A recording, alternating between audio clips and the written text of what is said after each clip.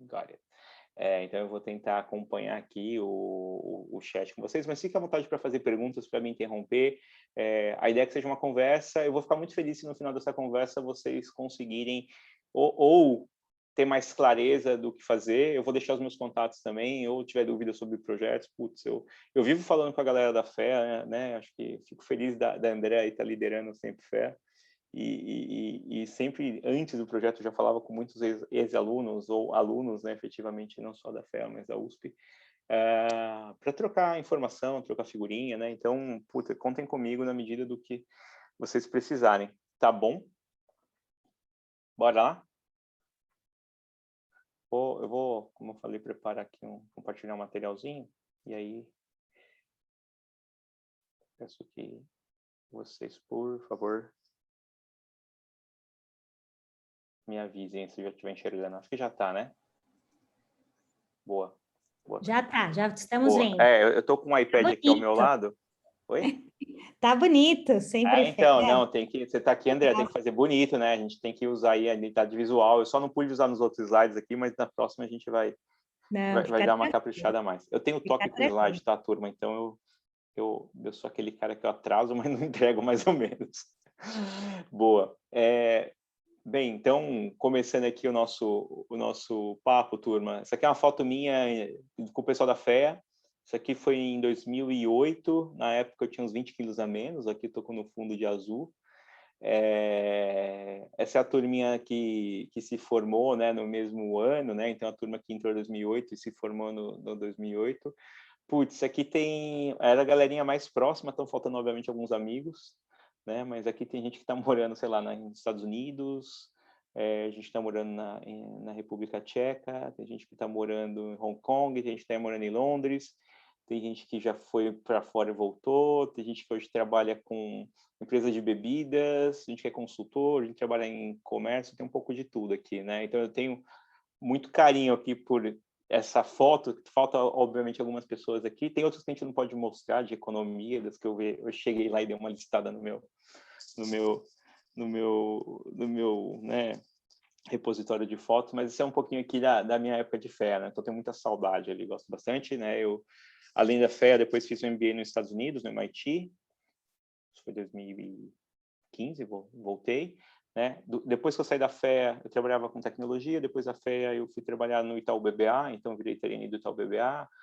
Fiquei ali 6 anos. Eu comecei a trabalhar muito com produto, né? Gestão de produto. E aí 1/3 do meu trabalho era gerenciar projetos que esses produtos tinham, né, lá na sua esteira. Então, a gente tinha que desenvolver um produto financeiro novo, colocar no ar. E aí, obviamente, isso era, né, sempre desencadeado por um projeto, que eu tinha que trazer pessoas. E aí eu fui aprender um pouco desse negócio de projeto, né? Tinha tido uma disciplina na faculdade, mas ainda era muito teórico. Então, eu digo que acho que desde que eu saí da FEA, eu comecei a trabalhar com projetos, algumas vezes como líder, às vezes como parte, às vezes, né, um pouco mais, um nível mais estratégico. Então, eu posso dizer aí que eu estou uns 14 anos, mais ou menos, trabalhando com projetos.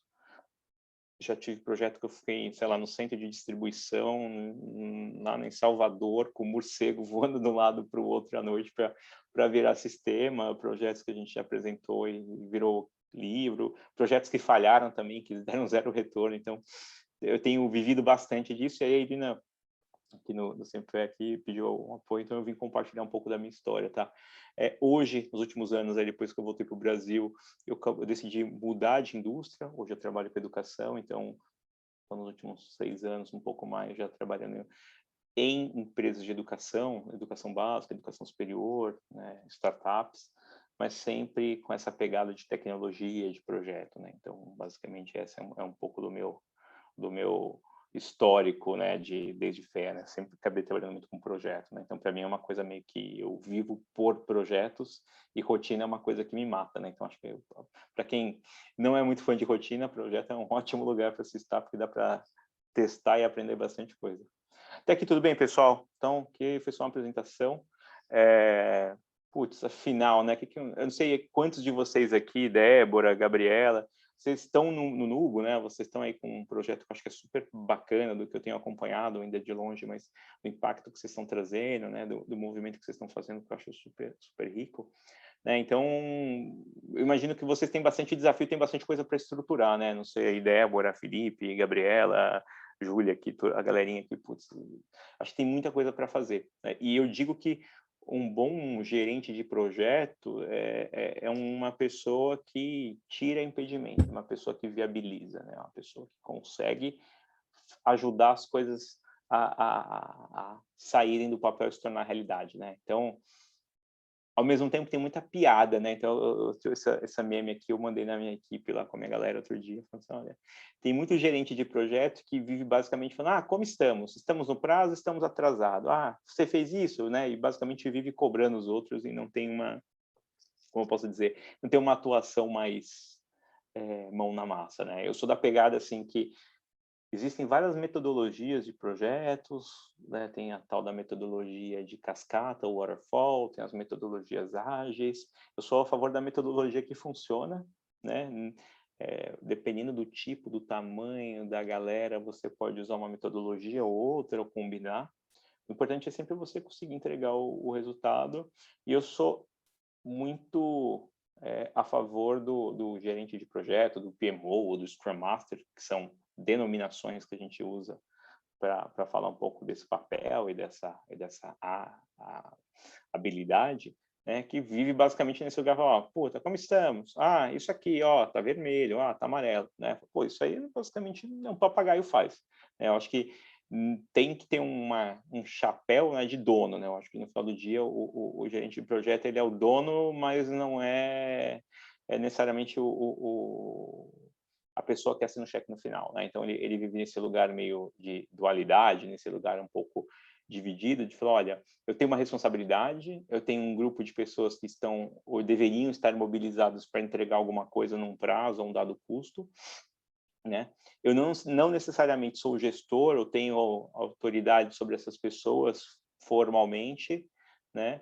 E também não vejo que isso seja um problema. Eu acho que o bom executor, né, a pessoa que consegue executar projetos com sucesso, em geral, aquelas pessoas que têm a capacidade de comunicação, de tirar impedimento, têm a capacidade de entender as dificuldades das pessoas, né? Então, já vi muito caso do fulano que chega e fala, Juliano, seu projeto aqui está atrasado, pelo que eu estou vendo no cronograma, eu vou reportar para o seu gestor semana que vem no comitê que você não fez. Aí falo, tá bom. O que você traz de valor? Você está reportando para alguém que está vermelho.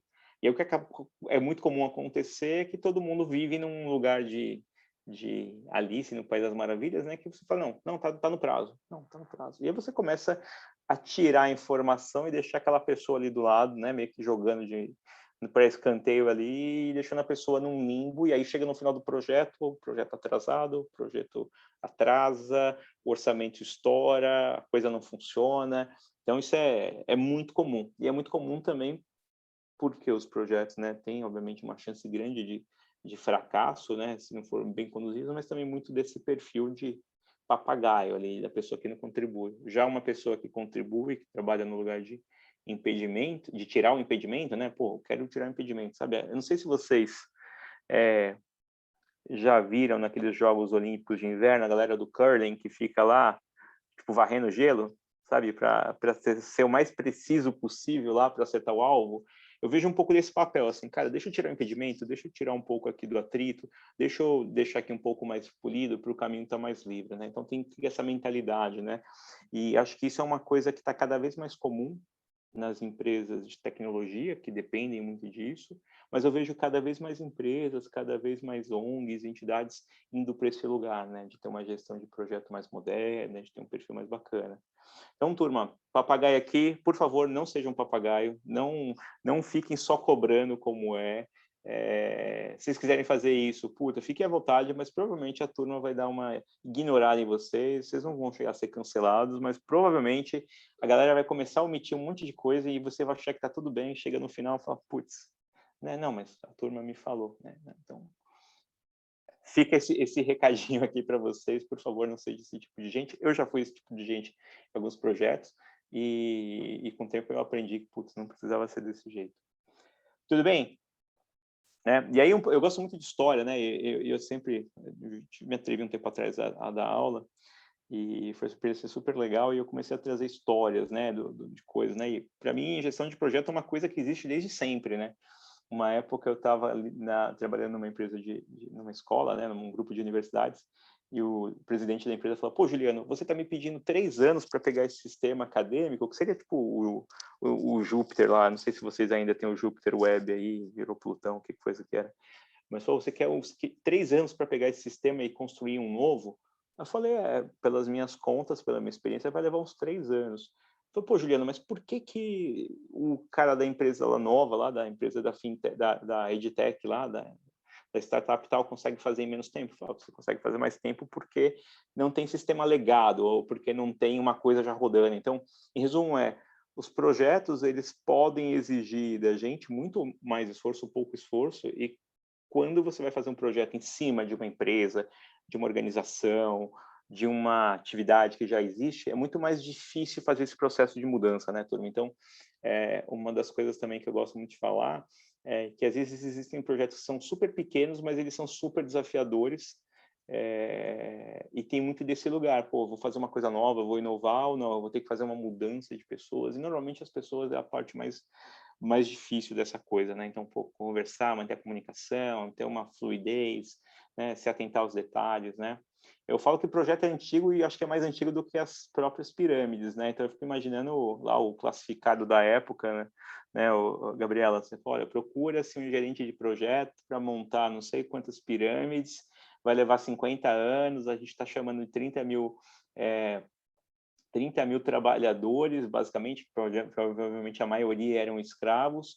Aliás, a gente está longe do rio, vocês vão ter que levar umas pedras de mais ou menos 2,5 toneladas, e são mais ou menos uns 2 milhões de pedras para montar isso, né? E, é o que tem, aí se vira para descobrir tecnologia. Então, sem ter alguém para coordenar tudo isso, vai ficar difícil você conseguir entregar um projeto dessa natureza, né? Aliás, ainda hoje a gente tem muita dúvida sobre como é que essas pirâmides foram construídas, né? Tem uma série de teorias, mas uma coisa é fato, o cara devia todo dia, toda semana ter alguma reunião de acompanhamento, tinha alguém responsável pela obra, tinha problema, tinha acidente, tinha atraso, né? Mas tem que ter alguma coordenação, tem que ter alguma, como eu posso dizer, tem que ter algum processo, tem que ter algum método para fazer tudo isso, né? Então, em resumo, o projeto existe desde sempre, eu acho que vai continuar existindo.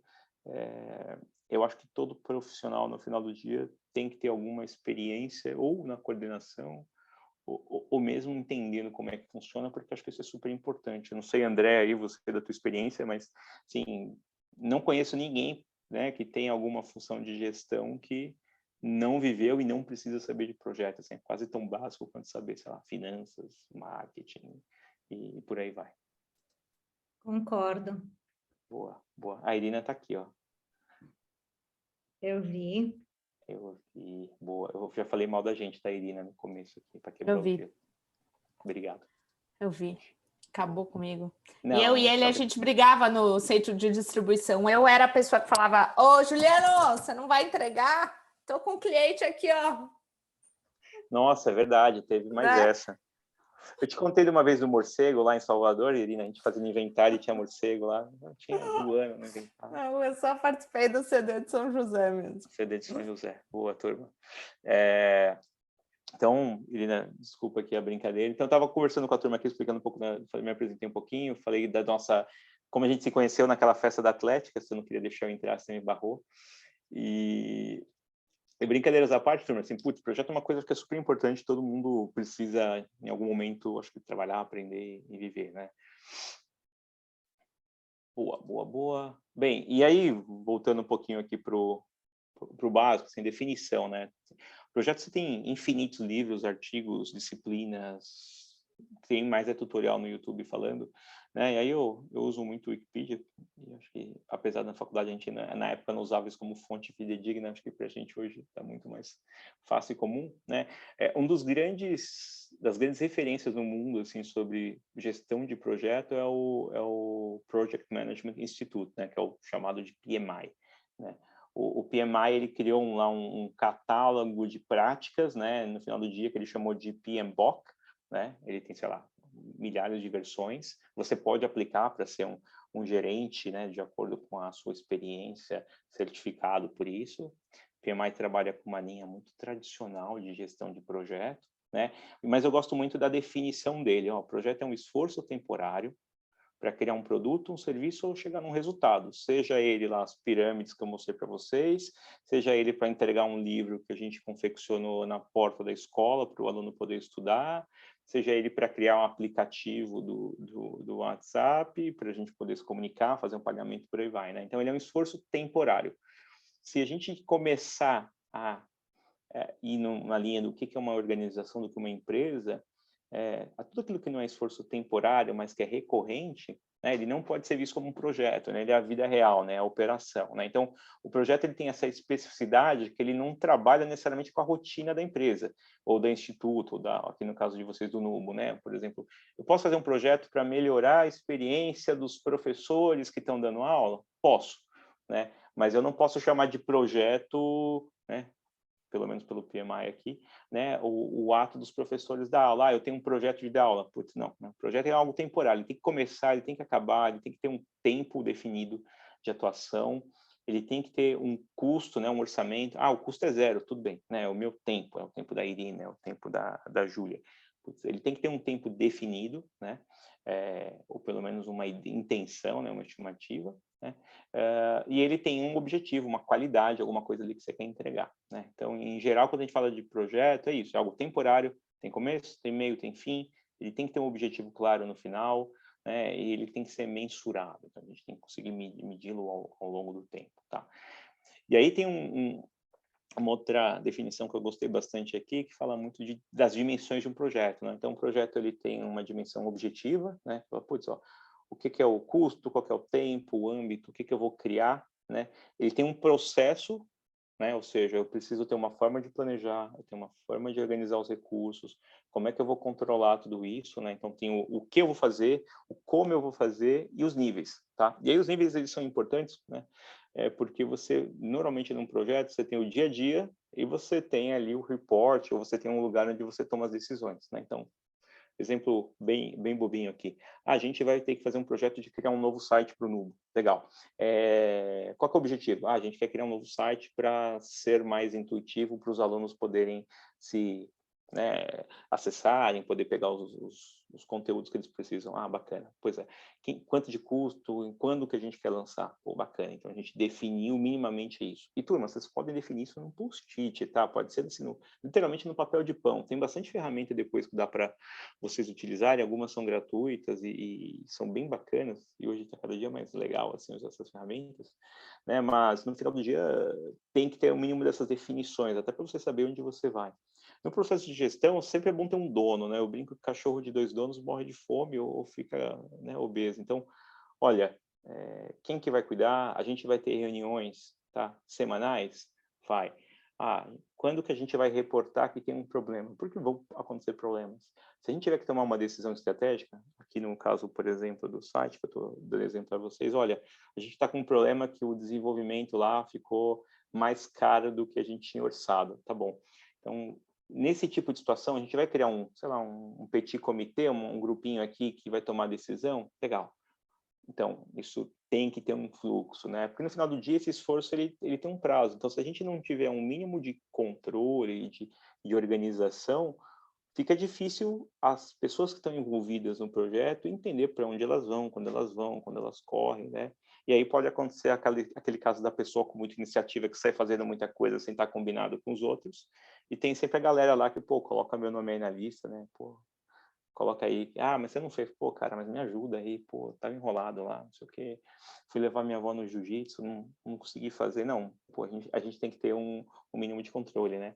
E aí, obviamente, separar os assuntos, se você está numa reunião de tomada de decisão, nesse exemplo, pô, você não vai ficar esmiuçando todos os detalhes, ou minimamente, para uma reunião dessa, você já deveria chegar com as suas informações que você precisa para tomar essa decisão. Então, acho que é importante também ter essa noção aqui de separar o que são coisas mais táticas, operacionais, de coisas mais estratégicas, para você ter uma cadência. Projeto é uma cadência, turma, meio que fazer atividade física, assim, ou estudar.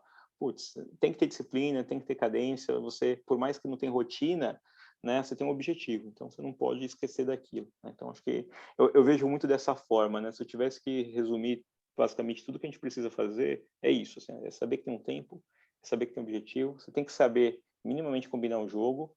Esses processos de gestão aqui, no próximo slide eu vou abrir um pouquinho para vocês, mas assim, tem várias abordagens, tem vários frameworks que a turma gosta de chamar, né? O importante é usar um que funcione para você e, de novo, né? Às vezes, para um projeto, uma coisa vai funcionar, para outro, uma outra abordagem funciona, né? Portanto, não é porque você aprendeu Scrum ou Kanban, ou sei lá, o modo cascata, que vai se aplicar a tudo, né? Tipo, não é porque você aprendeu o método que aquilo é um martelo e tudo é prego, né? Então, por favor, acho que é importante a gente ter essa clareza.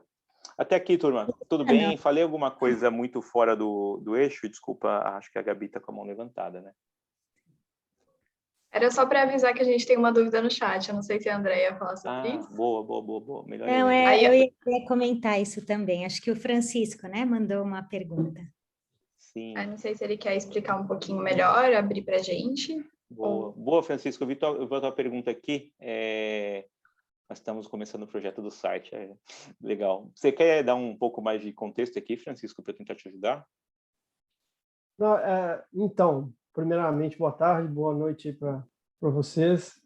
Eu não sou da área administrativa, eu sou professor do NUB, então a minha pergunta vai mais para tentar entender mesmo do ponto de vista, enfim, profissional, de conteúdo mesmo.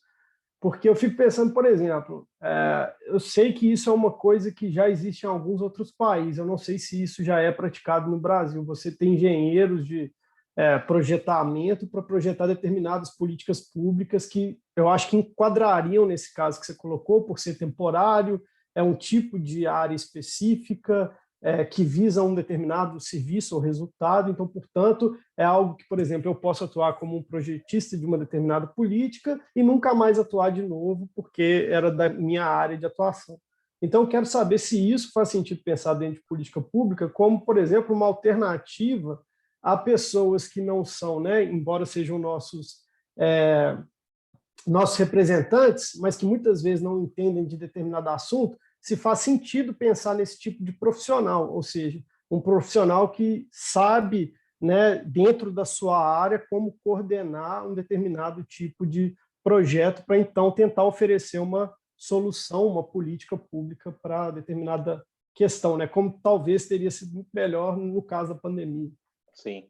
Olha, eu vou dar minha opinião, mas a Irina aqui, acho que ela pode falar até com mais propriedade do que eu, porque ela trabalha com educação política, acho que ela tem bastante subsídio, assim.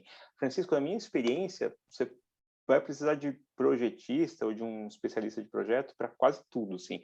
Para fazer um foguete, para fazer uma pirâmide, para fazer um apartamento, uma obra, para construir um currículo, por exemplo, para desenhar uma política pública, imagino que sim, né? E aí imagino que você também vai precisar de um outro especialista para implementar uma política pública. Na minha humilde opinião, eu não sou da área, né, da área política, mas assim, eu entendo que são esforços diferentes. Você até pode ter a mesma pessoa que ajuda a estrutura, sei lá, uma lei que vai falar sobre, né, como é que a União precisa, lá falando um pouco do Fundeb, como a União precisa definir a alocação de recursos. Então vai ter lá um projeto de lei, tem todo um rito do governo que define, né, da Constituição lá e do Parlamento, desculpa, do governo, de como que isso tem que ser definido, em quanto tempo, qual é a alçada que tem que ser levado para um comitê, para depois ir para a Câmara para aprovação, para depois sanção do governo. Então, entendo que existe sim, inclusive estava semana passada conversando com uma amiga que hoje ela está num órgão do governo, ela está literalmente desenhando a implementação de uma política pública, né, para fomento de projetos de meio ambiente, né? Então, putz, eu entendo que existe espaço para essas pessoas, sim. O que eu acho que é um pouco diferente da vida mais fora do governo é que o rito é um pouco diferente, justamente por conta, né, de todo esse modelo que o governo tem né, de essa burocracia que a gente chama, né, que é parte do processo do governo de fazer as coisas saírem do papel, e imagino também que depois da implementação também precisa de um esforço que aí é um pouco diferente, né? Aí é muito mais mão na massa do que esse processo conceitual que é importante ser desenhado previamente. Mas não sei aí, Irina, ou quem mais quiser dar uma opinião aí. Eu vou só falar rapidinho para a gente depois voltar, e aí, Francisco, se você quiser conversar comigo depois no particular, eu te deixo meus contatos e a gente bate um papo. Mas, basicamente, você tem alguns lugares que já estão até inovando. Você tem algumas prefeituras, alguns estados que têm um gabinete de gerenciamento de projetos, justamente por isso. Porque, às vezes, quem desenha uma política pública, ele é um especialista. Aí, o especialista passa, vamos supor, ou quem desenha uma lei, ele tem uma visão de mundo. Essa lei, ela tem que ser implementada pelo executivo. O executivo, às vezes o secretário é um professor, e ele não consegue implementar de uma maneira com isso com todas essas ferramentas que o Juliano tá falando. Então, as prefeituras, que algumas estão inovando, estão fazendo escritórios de gerenciamento de projeto para pegar a lei e a política pública pronta e garantir que ela chegue na ponta, que é, né, o sonho que temos aqui, né? Porque parece que uma coisa é desconexa da outra, mas se a gente pensar o que é distribuição de vacina, nada mais é da execução de um projeto, de um processo muito bem organizado e, assim, com todas essas definições e com todos os parâmetros que o Ju vai trazer. Então, as pessoas estão mesclando e fazendo duplas, o que eu acho super legal e super inovador. Mas se a gente pode conversar mais e depois no paralelo, que eu sou bem, bem fã dos temas e concordo super com você. Outro dia eu brinquei, né? Eu sou super de projetos também aí, que nem o Ju. Meu sonho era só alguém me mandar para algum ministério e falar: ó, você tem essa caixa aqui de Pfizer, você pode fazer chegar no interior de Alagoas? E eu falar: meu, deixa comigo. Mas assim, obviamente não sou eu que vou aprovar se a Pfizer é boa ou não, então tem que ter esse tipo de multidisciplinaridade, né, nas decisões, principalmente em políticas públicas. Obrigado.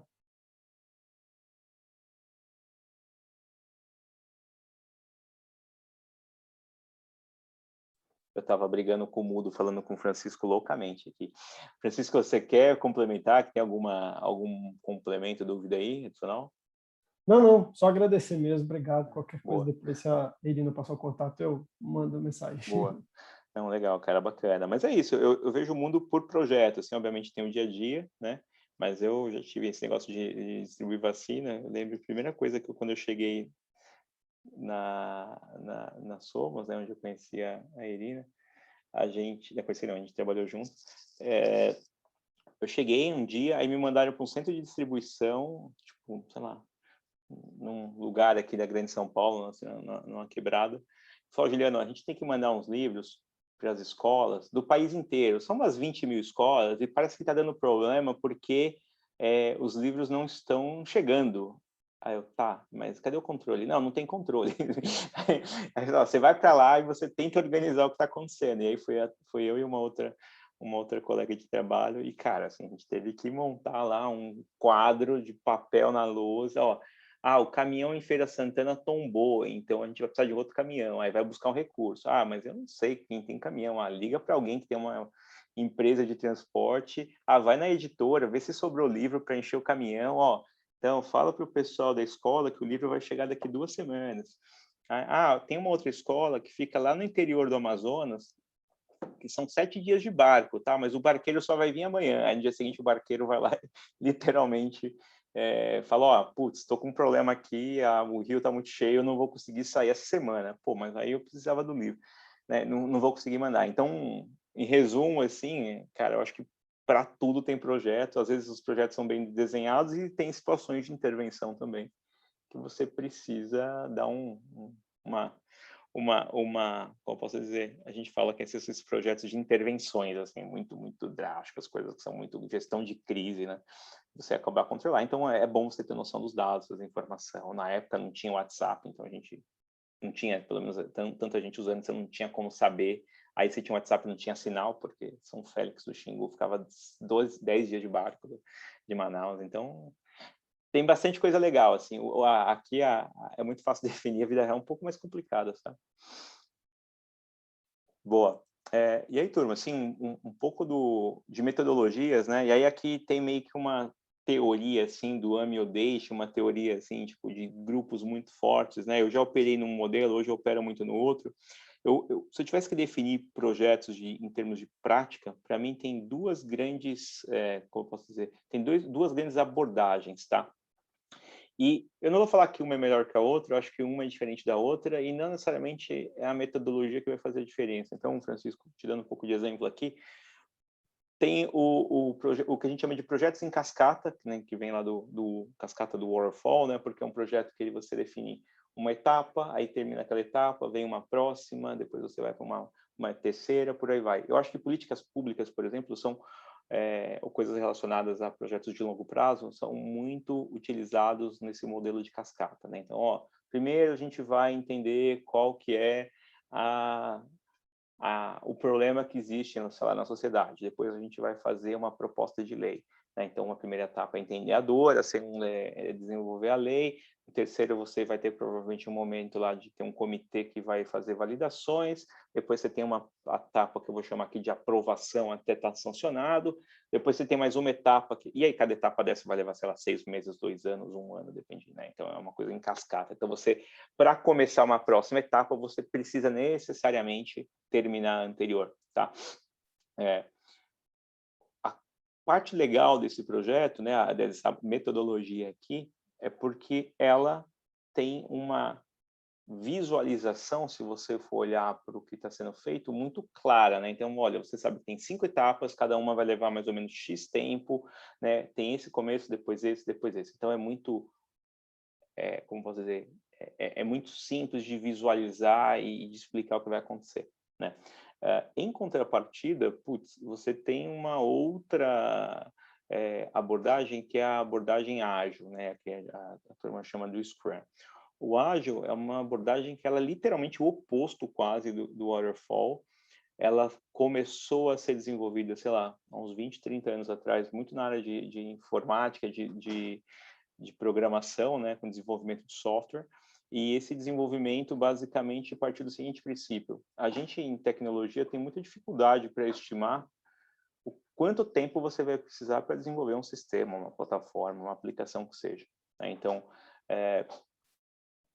por que a gente, ao invés de fazer uma divisão em grandes projetos e que a gente tem pouca visibilidade, pouca clareza, porque tecnologia não, apesar de parecer, não é ciência exata, por que a gente não vai para o caminho oposto, né? E aí a metodologia ágil, ela surgiu com esse conceito de ter projetos quebrados em tarefas menores, né? De trabalhar de uma forma muito colaborativa. Então, você não necessariamente tem clareza do que vai ser entregue lá, o Felipe, por exemplo, no final do projeto, né? Você começa com uma ideia, né? Você trabalha com conceitos de pouco tempo para executar alguma coisa que funciona, e aí você, sei lá, vai usar intervalos de 2 semanas, 1 semana, 1 mês, mas não mais que isso, e você se compromete com o grupo a falar, olha, o que a gente precisa para em 1 mês entregar isso? E aí você vai fazer o famoso MVP, né? Então, o MVP vai ter lá, por exemplo, o mínimo necessário para aquele seu protótipo funcionar. Então, a gente brinca que se for fazer um carro, você não vai entregar uma bicicleta, porque na bicicleta tem um carro, não tem necessariamente a mesma, né, a mesma proposta de valor, mas você talvez vai entregar um carro de papelão com um pneu de borracha, alguma coisa que te permita minimamente mostrar para o usuário, é mais ou menos nesse caminho que eu estou indo, não? Então, a metodologia ágil, ela acaba sendo muito útil quando você tem projetos, ou projetos menores, ou projetos com um grande grau de incerteza, né? E aí você trabalha essa incerteza, né, essa questão de reduzir risco, com essas interações. Então, eu vou dar, sei lá, um exemplo muito bobo, mas todo mundo usa o WhatsApp, né? Quando o WhatsApp surgiu, a gente não tinha o tiquezinho de notificação, né? A gente não tinha a possibilidade de mandar áudio, e algumas pessoas odeiam o áudio, mas agora que dá para acelerar, pelo menos a coisa ficou melhor. Mas ele começou como uma plataforma que funcionava, que trocava mensagem com os seus contatos. né? E com o passar do tempo, você foi evoluindo e entregando cada vez mais features, entregando cada vez mais, eu vou chamar de melhorias ou atualizações para que aquele seu cliente, o usuário, pudesse estar cada vez mais satisfeito com isso. Então, a diferença dos dois projetos é que no ágil você vai ter uma entrega incremental, você vai começar com um protótipo e você vai iterando, né? Você vai fazendo cada vez mais evoluções, né? Então você vai entregando em camadas, enquanto que no cascata você tem um produto que vai entregar algo, né? Como uma política pública aqui que você não pode, ou em tese não deveria, né? Ficar fazendo emenda. Ah, não, ó, a gente esqueceu aqui que, pô, da vacina da Pfizer tem que o caminhão. Pois é, puta. Não, você precisa ter uma coisa que funciona, né? Sei lá, você vai entregar uma geladeira, você não pode chegar na casa do, sei lá, aqui na casa do Felipe, ó, o Felipe hoje está aqui o freezer, ó, semana que vem eu trago a porta. Não, você precisa entregar alguma coisa que tem começo, meio e fim, né? Então, desculpa um pouco as piadas aqui, mas a grande diferença entre esses dois modelos é muito na forma de como você trabalha. Tá? E aí, turma, acho que aqui é um momento super... Dá para a gente ter inúmeras discussões aqui, pode ter muitas dúvidas, mas tem muita gente que adora o modelo do Waterfall e acha que, putz, dá mais controle, dá mais visibilidade, é mais fácil entender o que está sendo feito. E tem muita gente que gosta do modelo ágil, né? E é muito engraçado porque, normalmente, quem gosta do projeto ágil é a equipe. A equipe que está inserida, normalmente, ela que está executando o projeto, ela prefere o ágil, porque ela tem mais dependência, ela não tem necessariamente uma definição se vai sair um carro com airbag ou não, mas ela fala, vai sair um carro, entendi. Putz. Ela tem uma certa autonomia para tomar decisão e tendo muito feedback do cliente, ó, o aplicativo tá legal, ó, tá legal, mas o site aqui, putz, tá faltando esse botão aqui, sei lá, de fale conosco. Ah, legal, semana que vem, vai lá e coloca o botão. Pô, legal, ó, tá, o Fale Conosco está funcionando, mas o pessoal lá do WhatsApp que responde está demorando. Ah, entendi, então a gente precisa agora colocar ali um controlezinho para o pessoal que responde as mensagens do site e responder dentro de 24 horas. Né? Então, para a equipe é mais prazeroso, né? Você tem mais flexibilidade. Para o gestor, né, a pessoa que está coordenando, é meio que uma sensação de perder não apenas o controle, mas de perder, né, a visão se as coisas estão avançando ou não. Porque você não tem um modelo formatadinho, que tem a fase 1, fase 2, fase 3, não tem o semáforo vermelho, amarelo, verde, né? E aí, para o gestor, obviamente, o modelo de cascata, né, o waterfall, ele parece ser mais fácil, porque, ó, pô, tinha que fazer 80%, a Irina fez 70%, a Andrea fez 90%. Ah, então a Andrea está adiantada, a Irina está atrasada. Né? Mas, ao mesmo tempo, isso não quer dizer que, no final, o produto que vai ser entregue funciona. Né? E quando você olha, principalmente esses grandes projetos, sei lá, eu tenho certeza que quando o faraó lá, que a gente usou no exemplo, decidiu fazer as pirâmides, ele não imaginou que ele ia gastar tanto de recurso, tanto de tempo. Né? Da mesma forma que quando a gente fala muito de, por exemplo, obras de infraestrutura, eu vou fazer um gasoduto, eu vou fazer uma usina hidrelétrica, é muito comum, turma, assim, mais de 70% das vezes os projetos atrasarem ou gastarem mais do que estava no orçamento.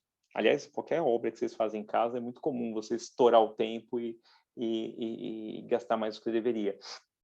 E aí tem, né, várias formas de você justificar por que atrasa, por que estoura, mas dos principais motivos é que a vida é viva, né? Então, um projeto que está muito quadrado, definido em etapas, e que não leva em consideração o que está acontecendo no redor do mundo, ou seja, se você tem datas fixas, e aí no meio no meio do projeto acontece, sei lá, uma greve de caminhoneiros, não estava no teu radar. A tua data comprometida com o teu cliente é, sei lá, data X. Você atrasou mais 2 semanas. O teu cronograma está atrasado. Você não tem a flexibilidade necessariamente de falar, não, a gente vai empurrar 2 semanas, cliente, está tudo bem, está tudo tranquilo. Né? Óbvio, no dia a dia é um pouco mais flexível, mas a grande diferença, pensando na gestão, aí saindo um pouco da cadeira da pessoa que está executando e na pessoa que está acompanhando o projeto, é que a metodologia ágil, o tempo inteiro você está repactuando o que você vai entregar e o que você vai fazer, porque aquele projeto ele está crescendo de acordo com o ambiente, o ecossistema que ele está ali dentro. Sei lá, se a gente estava fazendo um projeto, eu vou fazer aqui dar um exemplo bem bobinho aqui. A gente estava fazendo um projeto de desenhar uma sede nova, e aí no meio do caminho a gente percebeu que a pandemia vai fazer com que as pessoas queiram trabalhar em outros lugares, provavelmente esse projeto da sede nova, se ele não morrer, né, numa metodologia ágil, ele provavelmente vai mudar o escopo, o tamanho, o quanto de grana a gente vai colocar, quantas mesas a gente vai deixar disponível. No modelo waterfall, essas variações do ambiente, elas não entram muito no dia a dia, né? Então você cria uma expectativa, mas você não alinha ela no dia a dia.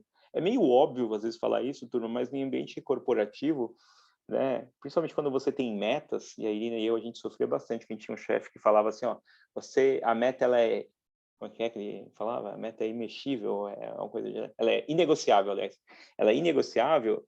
Tem várias coisas que podem acontecer no meio do caminho que fazem com que a tua meta não possa ser mais batida. Sei lá, você fez um trabalho ruim, a culpa é tua, mas a concorrência fez um trabalho melhor, o mérito é deles. O mercado mudou a forma como ele queria comprar o teu produto, quer pagar menos, tem um concorrente novo que oferece uma solução diferente, mais barata, e a meta está pactuada com a liderança daquela organização, e aí você tem que dar um jeito de fazer aquela meta acontecer, por mais que o cenário mudou, né? Então, eu não sei se eu estou trazendo mais complexidade para vocês, para esses exemplos ou não, então eu até queria aqui ouvir um pouco de vocês aqui, não sei quem está aqui acompanhando aqui, Francisco, Laura, se faz sentido o que eu estou falando, se vocês estão acostumados, né, caso já tenham trabalhado com gestão de projetos, com essas duas abordagens, e se alguém já está acostumado com metodologia ágil e outra pessoa com waterfall, eu também queria ouvir um pouquinho para ouvir a opinião de vocês e até não ficar o monólogo do Juliano aqui.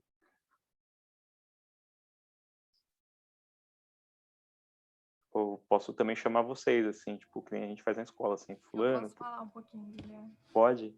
Legal. Eu, particularmente, pela experiência que eu tive já, eu sou muito fã de ágil, assim, Scrum, e eu prefiro muito mais. Mas eu não sei se eu tive muitas experiências também positivas com outras alternativas. E aí, por isso, quando eu fiz alguns projetos na empresa júnior, né, assim, com esse esquema que a gente aplicou ano passado e deu muito certo de metodologia ágil, foi um divisor de águas, assim, várias coisas que a gente tinha, projetos que estavam sempre na ideia dos sonhos, né, tipo, vamos fazer um site, isso aí já tinha 3 anos que só se falava muito.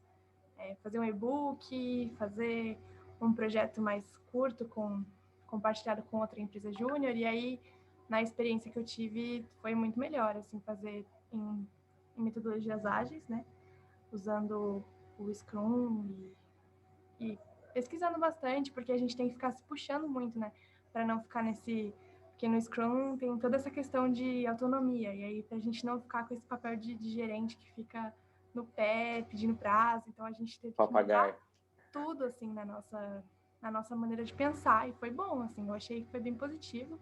A gente dava autonomia para, né, outras pessoas terem a oportunidade de mostrar como elas faziam as coisas, e os projetos tiveram finalização, a gente teve site, a gente publicou e-book, então, para mim, foi uma coisa que funcionou e que eu, particularmente, sou muito fã.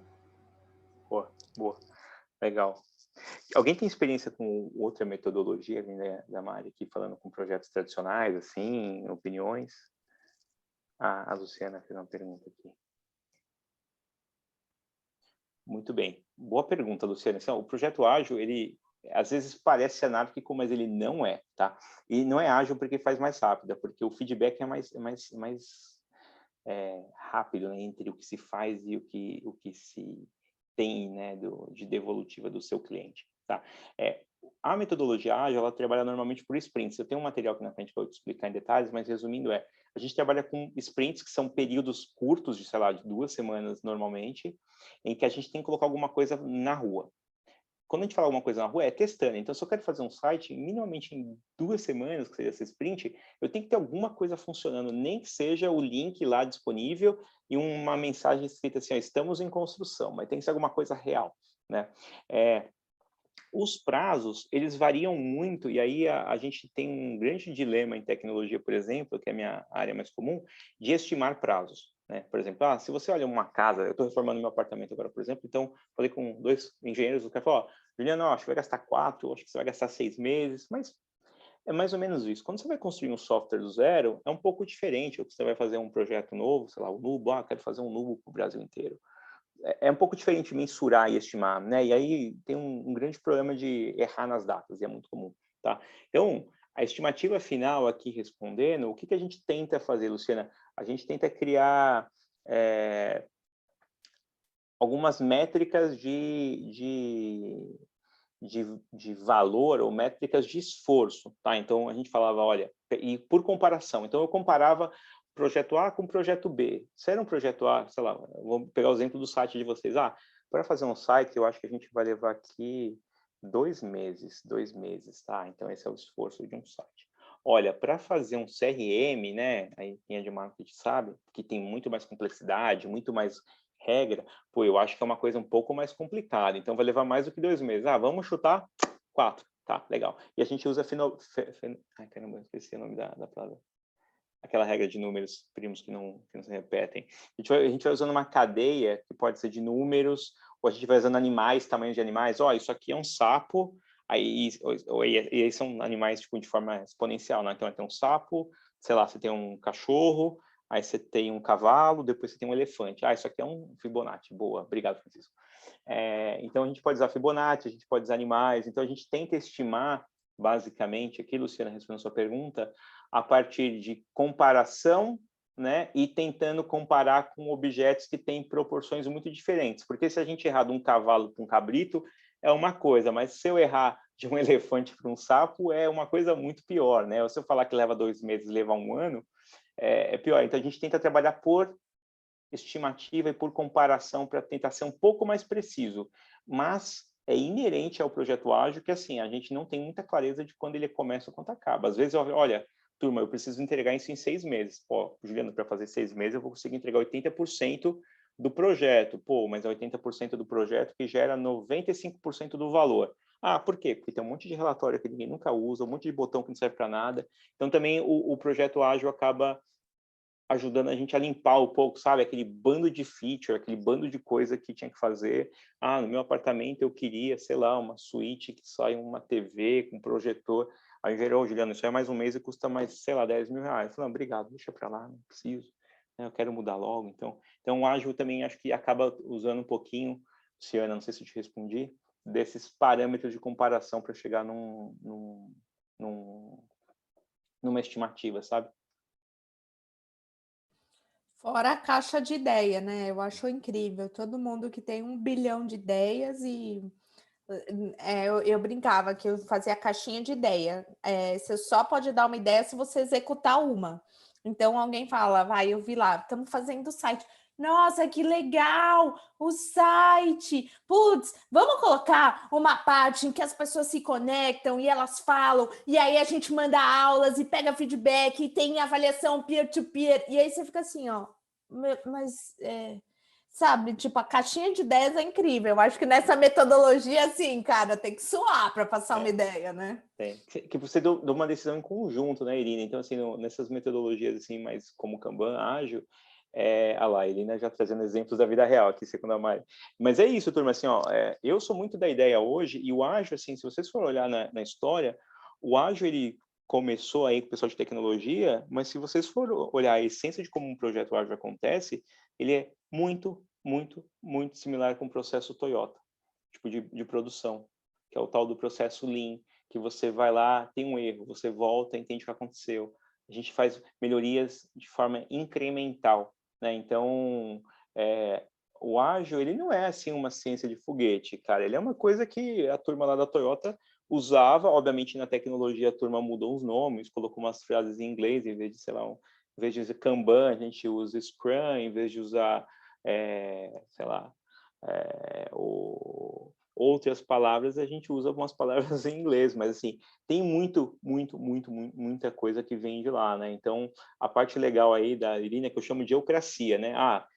Quem que vai fazer? Não, quem deu o palpite, né? E aí eu uso um outro exemplo muito, a Irina, às vezes, não sei se ela lembra, mas eu usava muito exemplo assim na empresa, como eu sou de TI, então a galera passava com o Pires, né? Ô, Juliano, dá para fazer esse sistema aqui? ô Juliano, ó, puta, aquele negócio lá não tá funcionando. Aí eu falava, ó, turma, né, eu comecei a fazer uma coisa que as pessoas não gostavam às vezes, mas eu falava, olha, a minha capacidade é de fazer 10 posts por semana. Eu já me comprometi com os 10. O que a gente vai tirar para eu fazer o resto, né? Ah, putz, não, então vamos manter os 10. Não, ó, esses 2 aqui caíram, não são importantes, que a gente vai colocar outros 2 no lugar. Então, tem um pouquinho desse jogo aqui também, de você ir flexibilizando, né? Por isso que eu falo que o começo, né, a ideia final, ela nunca foi exatamente a mesma da origem. Então, tem esse lugar de você fazer os combinados, de repactuar. E eu brincava muito também e falava, olha, se o dinheiro fosse seu, se a empresa fosse sua, você ia pagar do seu bolso para fazer isso? Então, essa era uma tática também que eu uso bastante aqui no projeto, quando a galera começa a viajar, né, na caixinha aí dos sonhos. Fala, então, legal o streaming de vídeo, ó, vai custar tanto. Vamos fazer? Aí a pessoa ficou olhando. Acho que sim. Você vai colocar o dinheiro do seu bolso para fazer? Aí, normalmente, as pessoas falam, não, do meu bolso? Não, do meu bolso, não.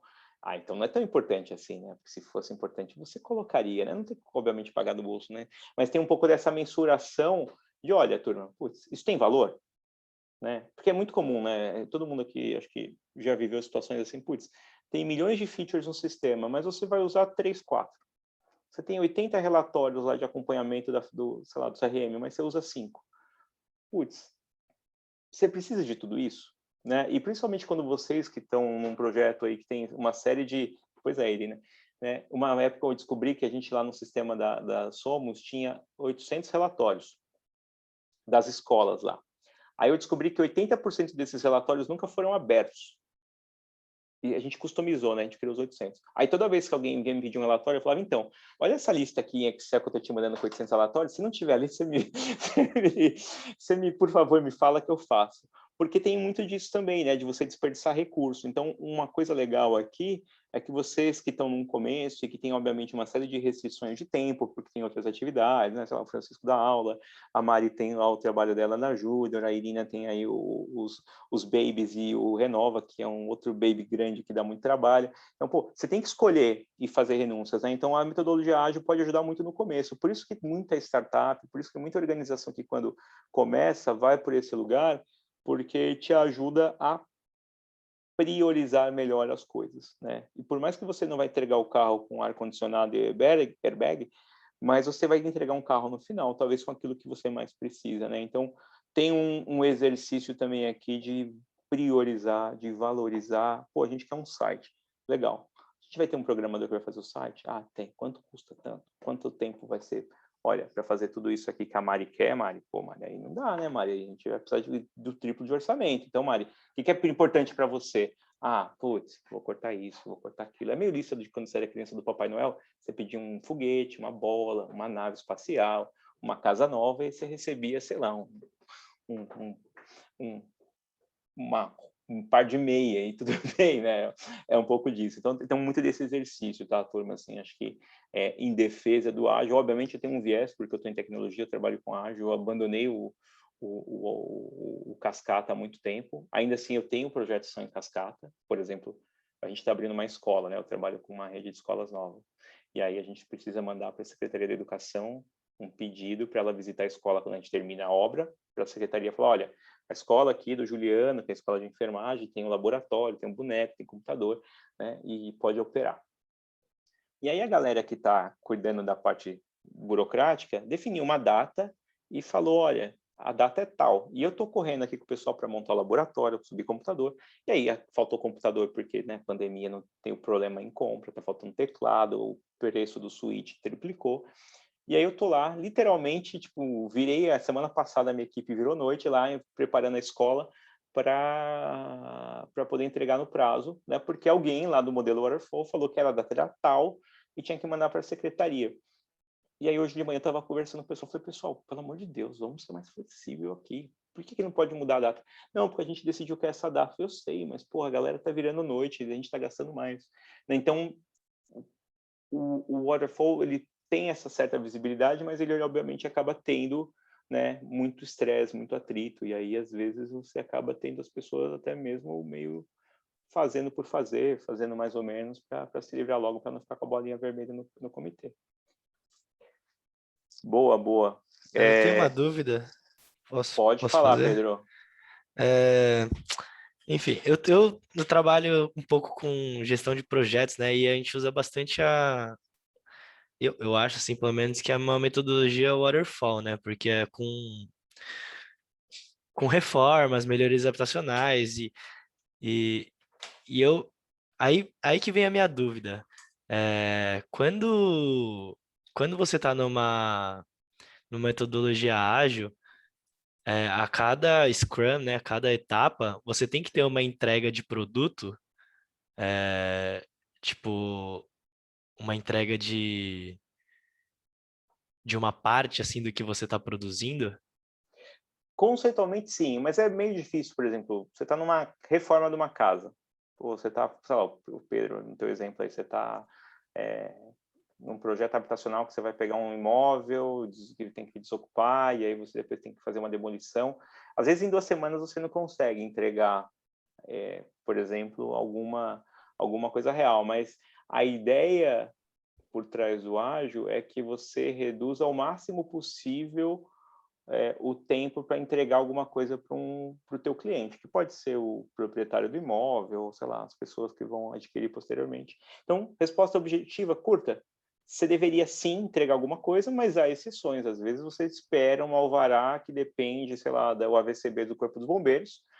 Pô, cara, você vai ficar um mês parado porque depende do cara. Então, às vezes você não tem muito o que fazer e você tem que necessariamente ficar no modelo mais waterfall, né? Você tem que ficar mais preso naquela, como posso dizer? Então, Pedro, não sei se eu te respondi, mas normalmente no ágil, sim, você tende a ter uma entrega que a gente chama real, né? Que seria uma demo, a gente chama de uma demonstração para o usuário poder, sei lá, no teu caso, pessoal, já terminei a demolição. Puta, legal, demolição da obra tá entregue, então o Pedro entregou, é alguma coisa visível. Entendi. E só para ter um outro exemplo, assim, para a gente fechar. Por exemplo, no Nuba a gente está fazendo um projeto de criar um código de cultura. Certo. E aí a gente tem uma semana, a primeira semana a gente faz um rascunho, a segunda semana a gente produz conteúdo, terceira semana a gente dá uma olhada no design, e aí na última semana, sei lá, faz uma revisão. Isso Cascata. entra como? Assim, entra mais. Então, entra num cascata, né? Mas eu não. Porque eu não enxergo muita diferença, assim. Cara, às vezes é sutil, você tem razão. Assim, ó. E tem vezes que você tem um modelo que eles chamam de Water Agile, ou Agile Fall, tá? Que é misturado. Tá? A premissa do ágil, e às vezes eles são muito, como posso dizer, xiitas, né? Desculpa usar essa palavra em relação à definição, é que tem que ter um entregável, em 15 dias. Então, sei lá, em 2 semanas, por exemplo. Então, aqui o Francisco está usando o caso aqui do paper dele, que eu acho que é muito aplicável ao teu código de conduta, o código de cultura. Em 2 semanas, no modelo ágil, você deveria dar uma primeira versão do código de conduta. Que alguém vai olhar e falar, entendi, tá faltando um monte de coisa aqui, mas talvez, Pedro, vai ter lá código de conduta, índice, vai ter um parágrafo de cada tópico, e aí no final o cara vai lá e falar, entendi, é um código, desculpa, de conduta, não, de cultura, é um código de cultura, e aí no tempo você vai fazer o quê? Nas próximas iterações, nas próximas semanas. Você vai adicionar mais conteúdo, você vai revisar o texto, você vai trazer um exemplo, você vai trazer um vídeo, e você vai, né, a gente chama nele de beef up, né, você vai aumentando ali o valor entregável, mas desde a sua primeira entrega, você deveria, num modelo ágil, mostrar isso para o teu, sei lá, o teu cliente interno aqui do Nubo, e ele deveria olhar e falar, entendi, isso aqui é um código de cultura, tá bem no basal, tá bem no básico, tem, sei lá, uma página, mas tem começo, meio e fim, sabe? Então, essa é a diferença, né? E aí, o ágil também, ele prega uma coisa que é legal, que é compartilha isso, Pedro, sei lá, com a Mário, com o Francisco, que vão ser, em tese, clientes desse produto, pede feedback. Né? Então, ao invés de você já saber tudo que você vai fazer na semana seguinte, cara, pede feedback. O que você achou? Não, Pedro, tá rascunho, né? Não, é rascunho. O que você acha que falta? Eu acho que se eu fosse você, eu ia colocar mais energia aqui falando dos nossos valores. Putz, não, acho que aqui você tem que falar muito sobre, sei lá, o que são os nossos combinados inegociáveis, são coisas que a gente não vai abrir mão, né? Então, no caso aqui do Francisco, que ele compartilhou, né, Francisco, eu acho também que uma tese de dissertação é muito comum no modelo cascata, porque você não vai, sei lá, em 15 dias conseguir entregar um protótipo de uma tese, né? Talvez você vai fazer só o índice e você ainda tem muita chance de mudar bastante tópico lá dentro. Mas um paper, você deveria entregar uma primeira versão em 2 semanas. Pô, Juliana, falta referência, falta fonte, falta uma série de coisas. Legal, mas se alguém ler, já tem uma clareza de que tem uma coisa ali dentro, sabe? Não sei se eu consegui ser como posso dizer? Deu para entender bem melhor, assim. Acho que fez sentido. O ágil é assim, turma, pensa que é sempre protótipo, validação, e não necessariamente o teu plano original é o plano final. Você tem que sempre estar aberto a alguém falar, pô, ó, ficou ruim, hein? Volta e faz de novo. O waterfall você provavelmente vai apresentar para todo mundo só no final. Uhum. Aqui não, que você toda semana vai pedir para dá uma olhada. Pô, Pedro, mas não está inteiro. Não, eu sei, a gente está construindo, mas a gente quer o teu feedback para construir. Então, esse é um pouco do como um ágil, agile, né? E aí tem as suas variações, funciona, né? Então, tem um pouquinho disso. Acho que a Gabriela... Você tem como combinar os modelos? Gabriela, respondendo a sua pergunta aqui, Francisco está saindo. Eu acho que tem como misturar, e aí a gente tem que tomar um cuidado, assim, por exemplo. Tem muita empresa que fala que é ágil, ou muito instituto fala que é ágil, mas a gente fala que é fake ágil, né? Então, não é de verdade. Por quê? O ágil, ele parte do princípio de projeto que você... E aí, quando ele é cabível, né? De novo, não é porque, né, você tem um martelo que tudo é prego. Você pega no modelo que você precisa tomar decisões ao longo do processo, né? Lembra, ele trabalha com adaptação, com flexibilidade, com tarefas pequenas. Então, se você tem um instituto, uma instituição, uma universidade, uma empresa que leva 6 meses para ter um comitê, para definir quais são os projetos que vão ser aprovados, que depois vão ter que ter uma meta definida lá, sei lá, com o conselho, que vai ser distribuído para as equipes, para poder executar. Aí dentro das equipes começa a rolar o ágil, né? Ou seja, você não está fazendo ágil, porque você só está desenvolvendo de forma ágil. Mas, né, todo o processo lá da origem, desde definir o porquê que são esses projetos, ele foi de waterfall, né? Ó, tem um comitê, depois tem uma outra etapa, depois tem uma outra etapa. Aí aqui no meio a gente corre, usa o Gira, usa o Trello, não sei o quê, depois volta, feedback, valeu a meta, bateu. Então, a gente também tem que tomar cuidado, e assim, 95% das empresas que eu conheço caem nessa falácia de falar que a gente é ágil. Na verdade, vocês desenvolvem de forma ágil um produto ou um sistema, mas vocês trabalham em waterfall, porque é descolado falar que você é ágil, né? Pô, é moderninho, sei lá, o valuation vale mais da empresa, do instituto, então tem esse cuidado, né? De, olha, a gente é ágil de verdade, a gente escuta o cliente de verdade, a gente testa muito, né? A gente, né, coloca muita hipótese para rolar, né? Então, hoje eu sou um dos defensores lá no meu trabalho e falo, olha, vamos fazer um experimento? Ah, mas por quê? Vamos fazer um experimento com uma turma de pessoas?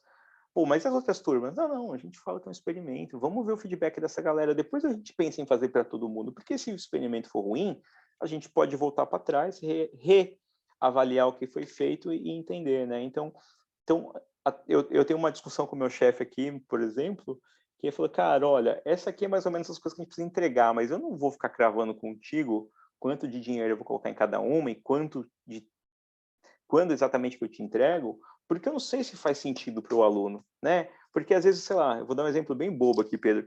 O diretor acha que se a gente tiver uma plataforma em que o aluno não precisa do professor e ele faz todo o exercício por conta, é legal porque ele consegue atender mais alunos e é mais barato, ele consegue ter mais escala. Faz sentido. Ao mesmo tempo, se você faz isso, um piloto, e descobre que, na verdade, o aluno gosta de falar com o professor, e o professor é sei lá, isso é um caso aqui na minha escola, o professor é um fator relevante e preponderante para que um aluno continue engajado, então você tirar o contato do aluno com o professor se você for para esse modelo do dono da escola, do diretor da escola, ele vai totalmente contra o valor que o teu cliente, que no caso o aluno, tem da instituição, né? Então, a gente precisa tomar cuidado de como a gente experimenta, né? E isso é saindo um pouquinho da questão de projeto, mas indo um pouco mais para a prática, porque isso tem algumas falácias, né? Tem os modelos mentais, tem o viés inconsciente das pessoas. Então, eu, Juliano, tenho algumas ideias fixas que eu acho que fazem sentido, e aí eu coloco lá na operação com a galera e eu vejo, putz, os alunos não curtiram, ou não teve o resultado que eu esperava, ou puta, ninguém deu valor. Pô, se não teve resultado, eu vou ter que fazer de uma forma diferente. Se ninguém deu valor, provavelmente aquela ideia é uma porcaria, está no meu achismo e não vale para ninguém, né? Então, esse é um pouco do modelo, né, de experimentação, que a gente fala do Lean, né, do modelo Toyota, de, olha, vamos testar as águas, né? Não vamos cair com a tropa. E talvez a gente vai começar com 50 projetos, ou tentativas, por exemplo, Marcos, e a gente vai chegar no final que 10 são iniciativas que têm algum impacto e a gente vai priorizar essas 10, sabe? Então também tem um jogo diferente de escolher onde colocar o nosso tempo e a nossa energia, sabe? Faz sentido, turma? Vocês estão conseguindo capturar? Não sei aí, Laura, Débora.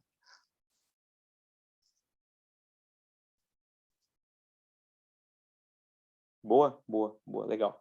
Turma, a gente já está falando aqui faz 1h20, então eu vou tentar agora ir para a metodologia ágil aqui e resumir, né? Que acho que foi a pergunta lá da Luciana, né? Pô, ó, como é que um time ágil funciona, né? Porque também tem essa questão, né? Um time ágil, ele precisa ter pessoas com papéis definidos para você trabalhar. E, na minha opinião, de quem não conhece o Nubo, porque não está no dia a dia, mas tem um pouquinho de noção e entende um pouquinho do momento que vocês estão, eu acho que é uma metodologia que, se vocês não usam, eu super recomendo, e se vocês já usam, eu super reforço que vocês sigam utilizando, né? Então, em geral, né, o Scrum, ele é um tipo de metodologia ágil, tem Kanban, tem outras, né? Mas eu gosto do Scrum porque ele é bem arrumadinho. Vocês podem fazer variações disso, né? Em geral, ele tem ciclos, né? Então, ele tem sempre a mesma cadência. Então, tem a sprint, que é de 1 a 2 semanas, né? Você tem papéis muito bem definidos. O gerente de projeto, por exemplo, ele se chama Scrum Master, né?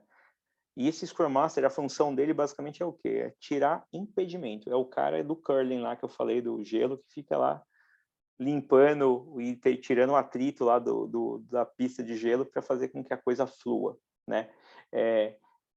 Como que esse cara trabalha? Ele trabalha com quem esse cara trabalha? Desculpa, essa pessoa, essa mulher. Ela vai trabalhar com o PO, que a gente chama, que é o dono do produto, né? O owner, né? O proprietário.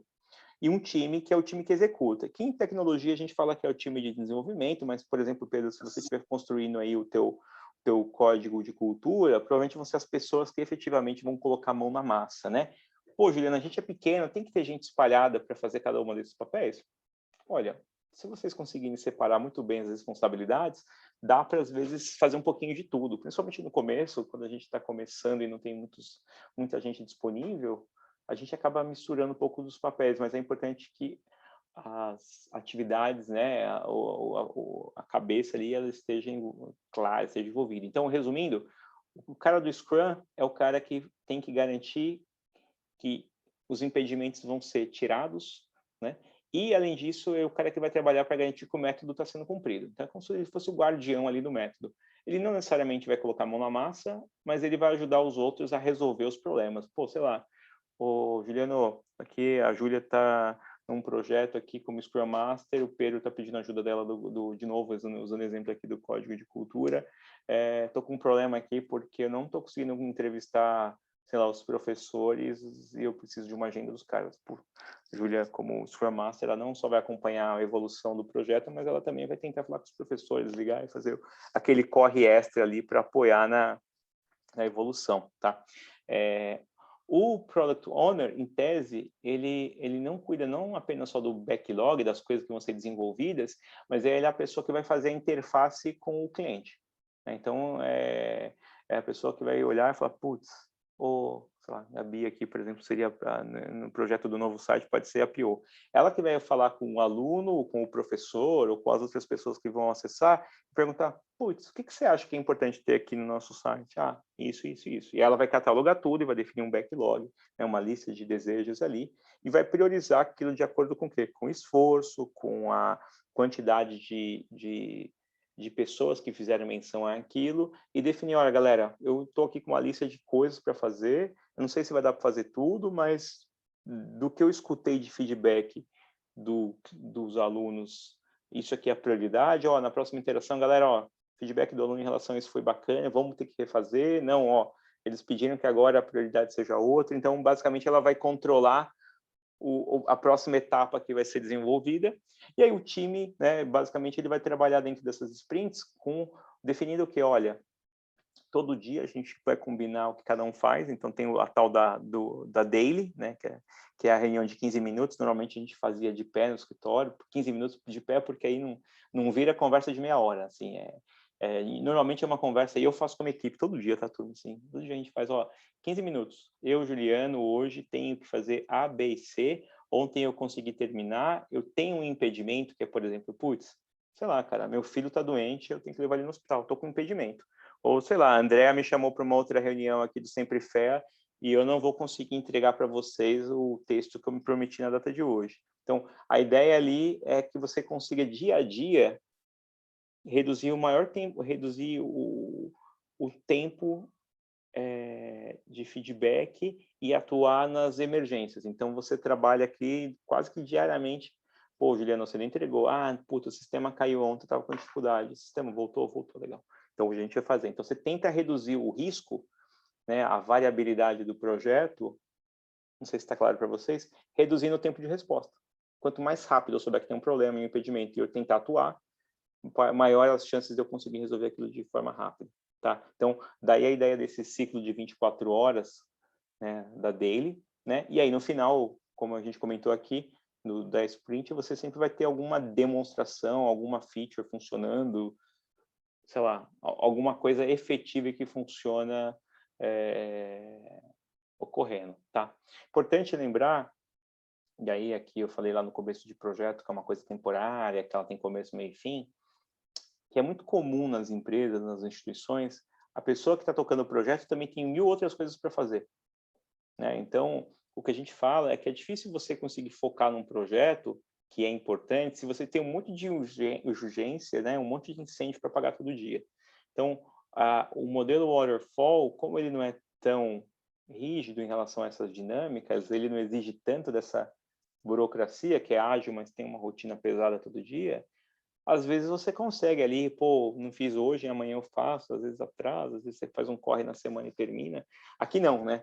Aqui você consegue, aqui você fica o tempo inteiro cobrando e acompanhando. Então isso também é uma forma mais fácil de cobrar, tá? Então o ser humano ele tem uma certa dificuldade de estimar coisas que são grandes. Sei lá, quanto tempo eu vou precisar para correr uma maratona? Pô, eu tô com 2 filhos, joelho estourado, fora de forma. Sei lá, cara, eu vou levar 2 anos para estar preparado para correr uma maratona.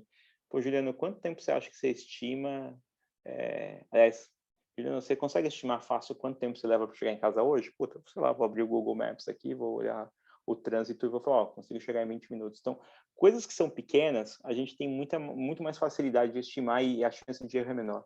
Então, a ideia também do ágil de quebrar essas features no menor elemento possível, que eu vou chamar de história aqui, é também uma forma de você reduzir risco. Então, no final do dia, também é uma ferramenta de gestão de risco, de redução de variabilidade, tá?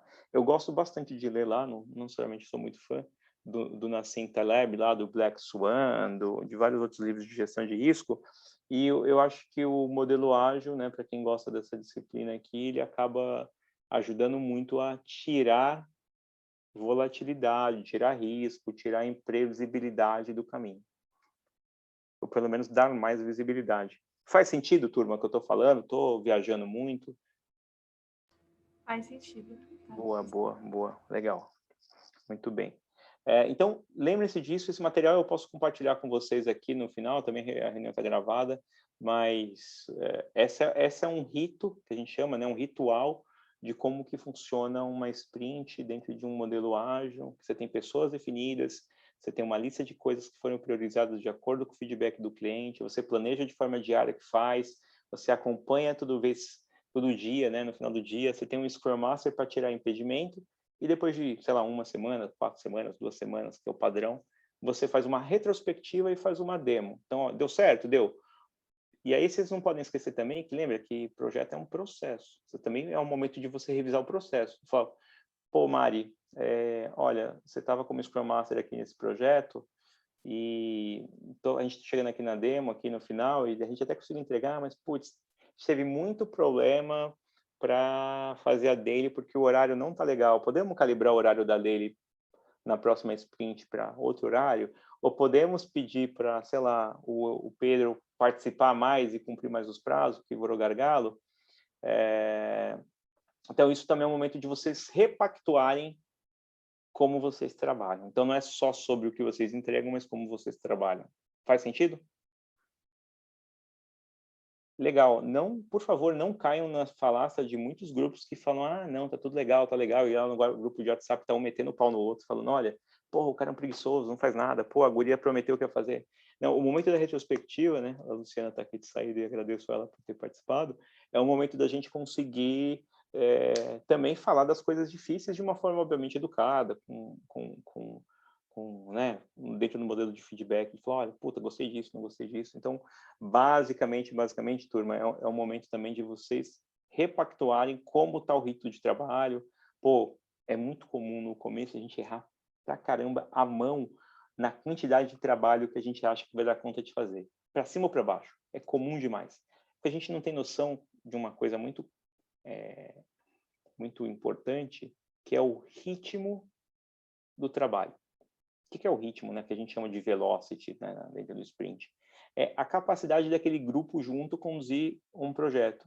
Por quê? Porque a gente não tem a gente não está acostumado a mensurar de forma diária, porque a gente às vezes vai quebrar numa história, né, dentro de uma linha ali de coisa a construir, que a gente não deixou muito clara. Às vezes a gente vai entender que os times têm problemas de agenda, de horário, que às vezes a gente não consegue se comunicar da forma como deveria, no ritmo que a gente deveria. Então, é muito comum no começo, turma, a gente ter muito erro de estimativa, que era um ponto lá que a Luciana trouxe. Então, com o passar do tempo, como você tem mais noção do que você precisa de tempo, né? Aquela equipe para construir uma determinada feature, atualizar um site, fazer um serviço novo, com o passar do tempo você vai sendo cada vez, né, com aquela equipe cada vez mais preciso, você tem uma acurácia cada vez maior para resolver, para estimar.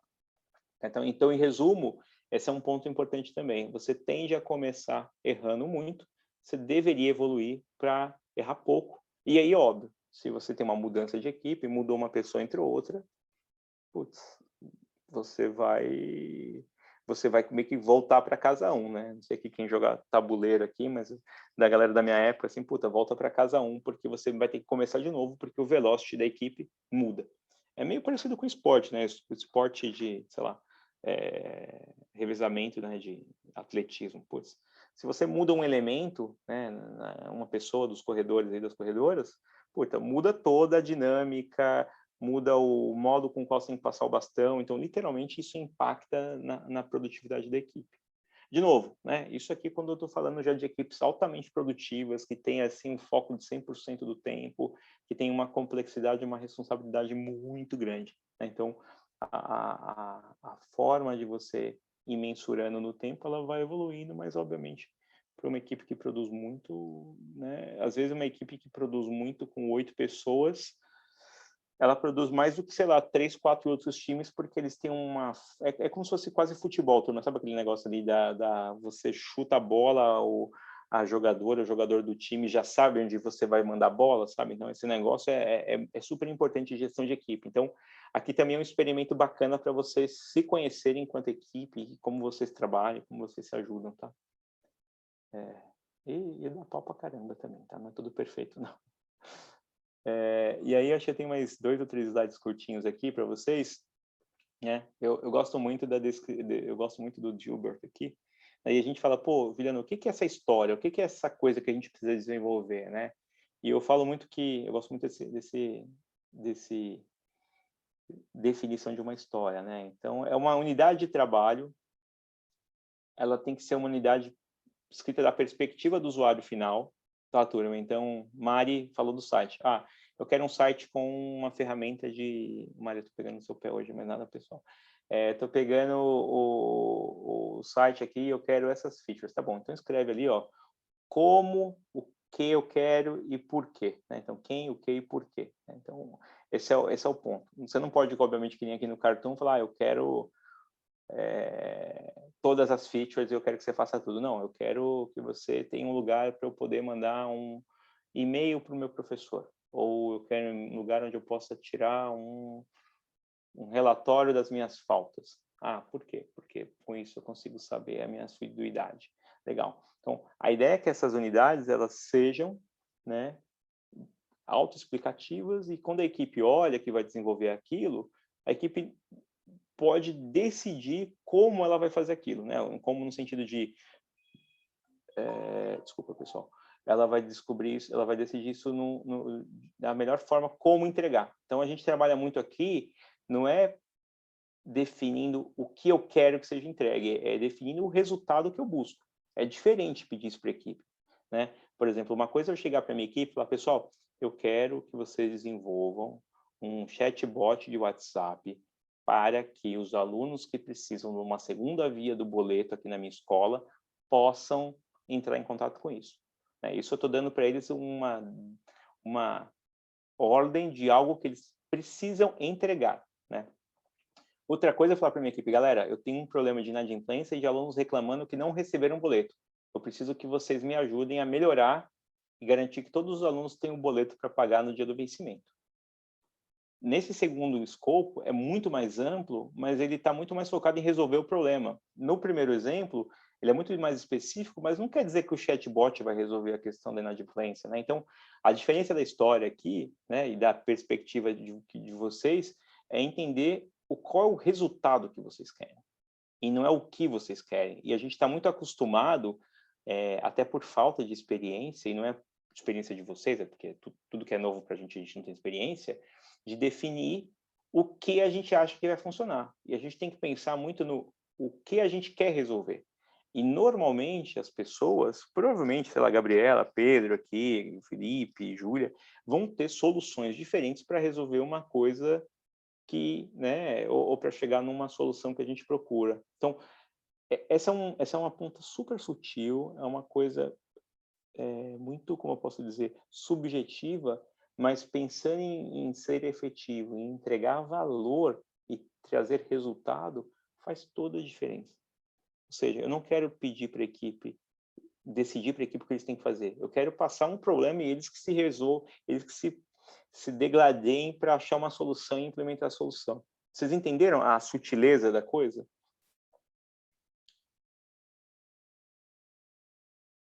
Um de cada vez, pessoal. Todo mundo gritando assim, eu não entendo.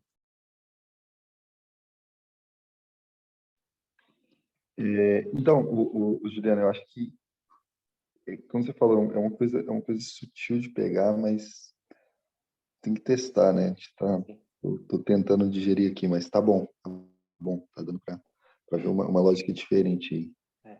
É sutil, é bem sutil. E, assim, Felipe, poucas pessoas que eu conheço, poucos executivos, poucos líderes têm essa capacidade de desapegar de ele dar a solução para a equipe desenvolver. Né? Pô, eu já tive, assim, equipe com centenas de desenvolvedores. E aí, para mim, sempre foi muito doído passar por isso. Ainda é muito doído, porque às vezes a galera pergunta, o que teu time está fazendo? Eu falo, sei lá o que eles estão fazendo. Eu dei uma missão para eles, eles estão correndo atrás. Talvez eles vão resolver, talvez eles não vão. Né? Você para de ser dono da solução, você é o provocador, é o cara que traz o problema para ser discutido. Né? E é um exercício de desapego, desculpa a palavra, foda, assim, grande, você conseguir sair desse lugar da solução. É óbvio que se você tem muita experiência e você está trabalhando num projeto que é, sei lá, de engenharia, que tem que fazer uma furação, tem uma viga, tem que fazer uma coisa estrutural, porra, você não vai correr risco, você sabe o que tem que fazer, é quase físico, mecânico, matemático, que você tem que achar você tem que dar aquela solução.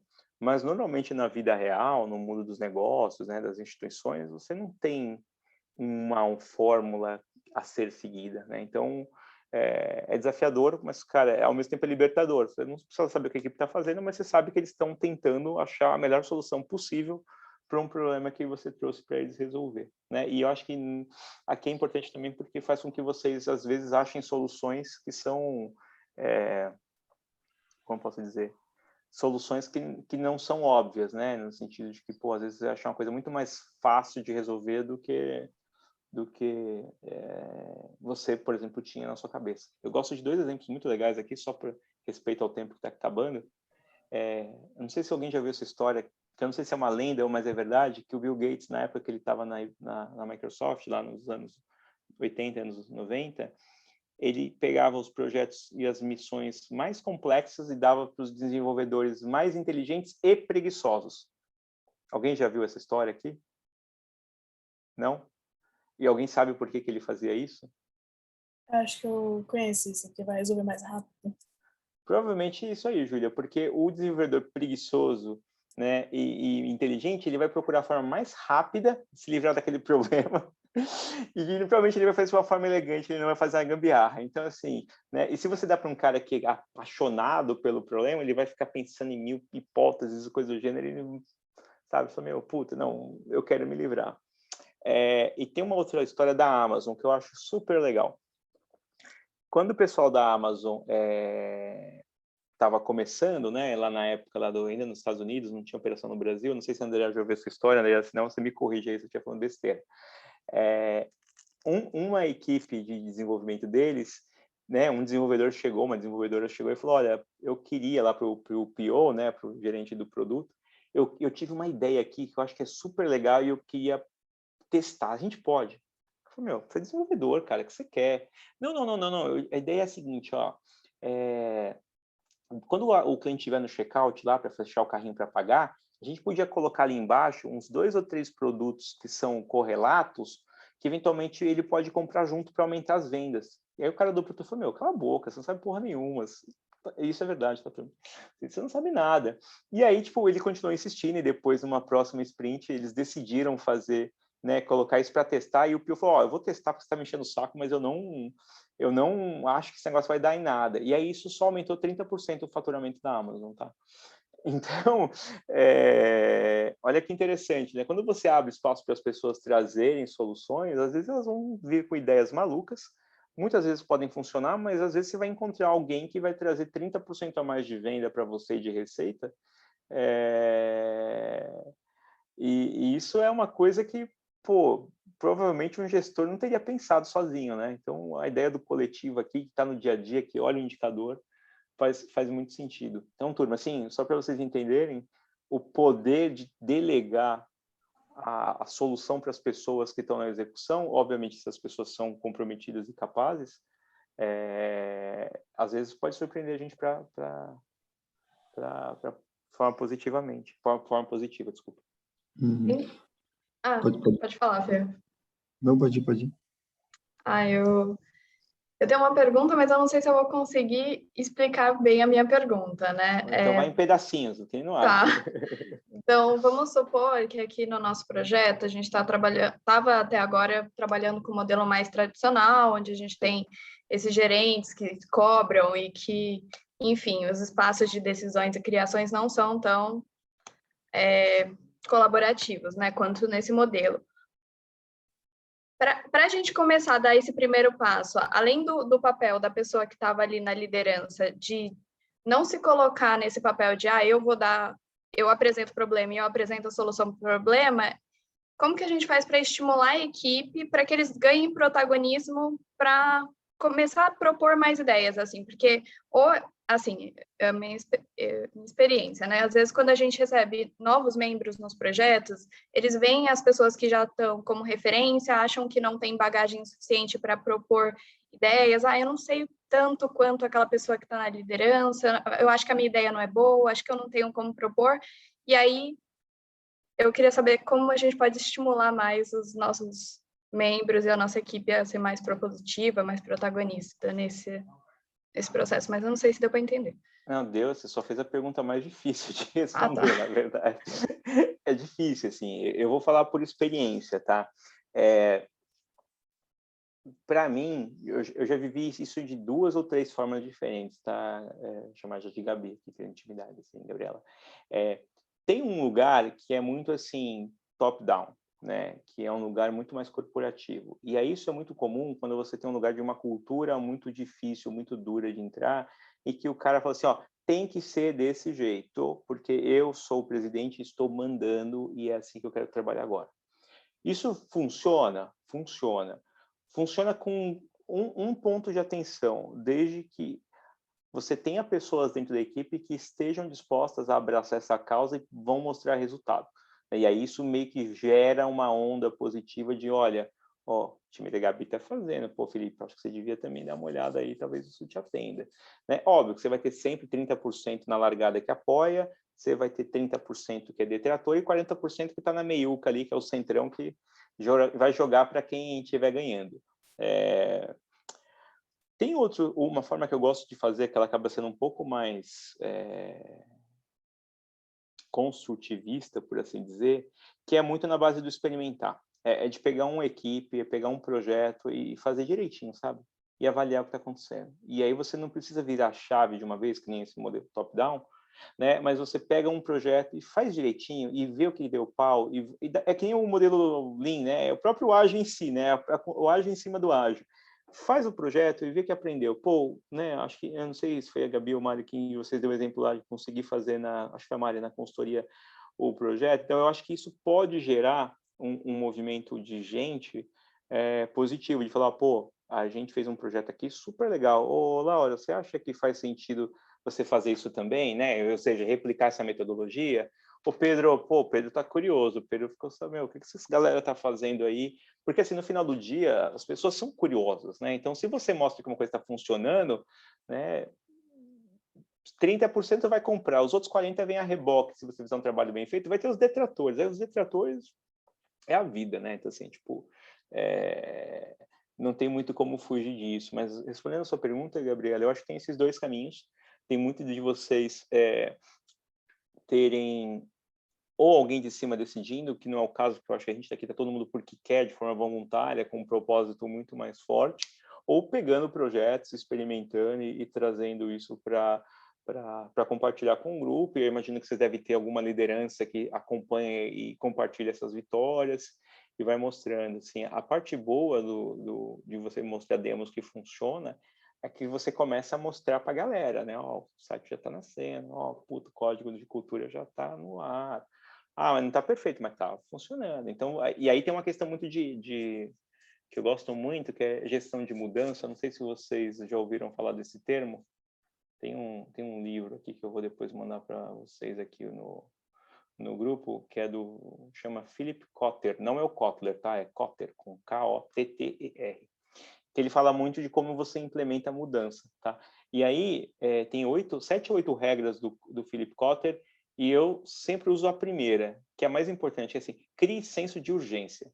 Assim, galera, o mundo vai acabar, a gente tem que resolver isso, e bora fazer isso, e aí você cria um senso de urgência, e aí ele usa outras ferramentas, e apesar de ser de TI, eu gosto bastante de estudar sobre psicologia comportamental, eu acho super importante, assim, até de mandar um e-mail com o sim no final, interrogação, para a pessoa confirmar,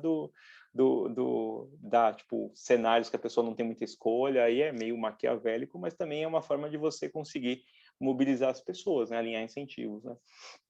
Então, essa é a questão de você criar senso de urgência, de você over-communication, que ele chama, né? De comunicar. Pô, se você acha que você comunicou pouco, repete, né? De cria um alinhamento para as pessoas, né? De mostra o que está acontecendo, de dar feedback. Então, você cria um movimento, como se fosse uma onda mesmo, sabe? Que vai chegando, que vai trazendo mais força, mais pressão, né? Eu acho que é um grande aliado, pode ser uma grande ferramenta para você conseguir levar isso para o Nubo, né? Para as pessoas aí que estão no dia a dia do projeto de vocês, sabe? Mas, de novo, assim, não é do dia para a noite, às vezes dá certo, não é uma solução que é aplicável a todos os projetos, porque se eventualmente vocês estão num projeto, vou dar um exemplo bobo aqui, vocês agora são uma associação sem fins lucrativos legal e vocês querem ter cursos regulados pelo MEC, cara, é um projeto que vai exigir de vocês o waterfall. Por quê? Porque o MEC não vai sentar toda semana e fazer daily com você, né? A gente queria falar com a Andréa, que ela é conselheira aqui do Nubo, não vai rolar, né? Então, vocês precisam também calibrar um pouquinho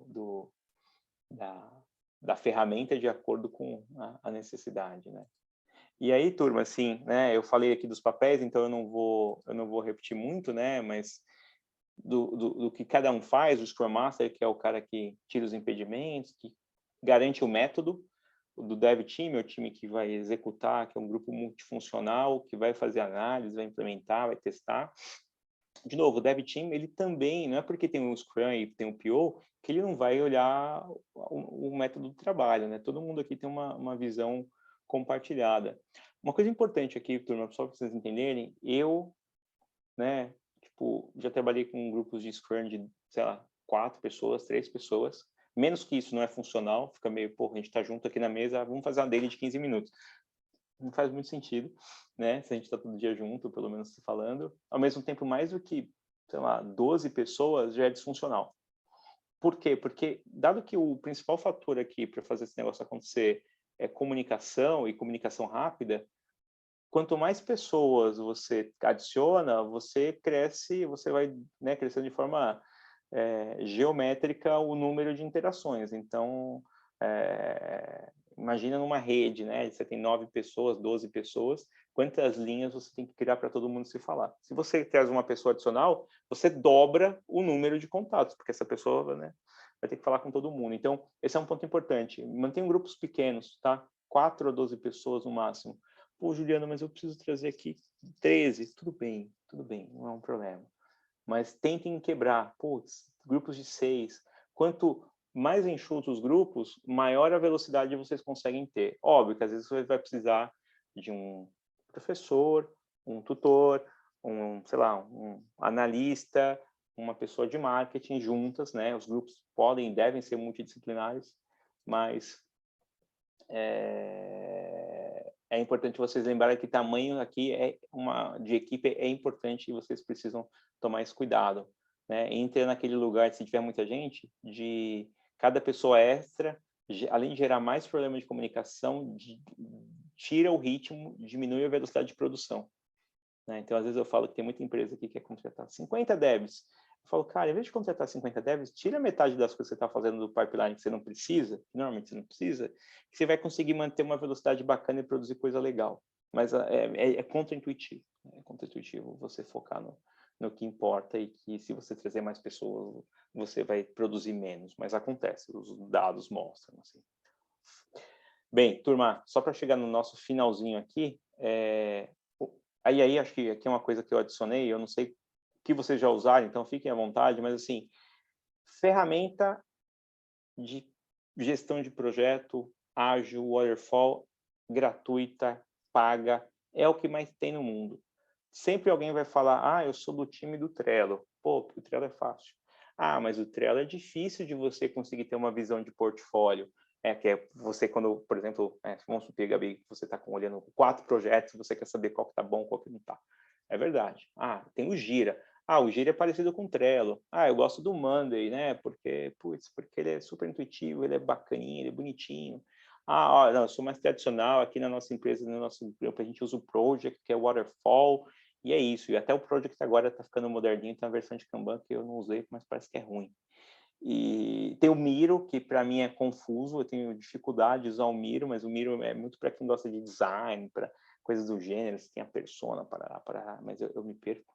E tem o velho Kanban, né, que serve a parede aqui, eu estou olhando, eu estou conversando com vocês, e aqui da minha direita tem uma parede cheia de post-it colado, com um monte de coisa que a gente quer fazer. Eu tenho também o Gira aqui, a gente usa o Gira aqui no escritório. E ferramenta, turma, tem a dar com pau, tá? Assim, para mim, o que faz a ferramenta funcionar, a ferramenta é só lugar de registro. O que faz a coisa funcionar mesmo é uma gestão de projetos bem feita. Se ela é waterfall, se ela é ágil, não importa. No final do dia, assim, até o método importa pouco. O que vai fazer diferença é comunicação, feedback, alinhamento, clareza no que vocês querem entregar como resultado, se apaixonar pelo problema e não pela solução. Acho que esse é o jogo final, mas aqui são algumas ferramentas, eu já usei um pouquinho de tudo, eu gosto mais do Gira, mas, cara, às vezes você faz lá um controle aqui, ó, no próprio papel de pão aqui, ó, que tem que fazer hoje, ó, meu to-do, ó, minhas pendências, né? Ó, hoje eu ainda tenho 2 pendências que eu tenho que fazer até meia-noite. E vida segue, né? Tipo, o importante é você conseguir usar como ferramenta de apoio. Tem um que chama Bitrix, que tem bastante coisa até, o Pedro colocou. Turma, assim, uma ferramenta tem aqui, tipo, ame ou deixe, tem a turma que odeia as ferramentas que são da Microsoft, porque não são intuitivas, aí tem um cara que adora o Monday. Puta, eu sou meio agnóstico aqui, assim, para mim, ferramenta boa é que funciona, sabe? Aquela que não dá pau na hora da apresentação lá para o pessoal da equipe, aquela que você vai atualizar e ela não fica dando bug.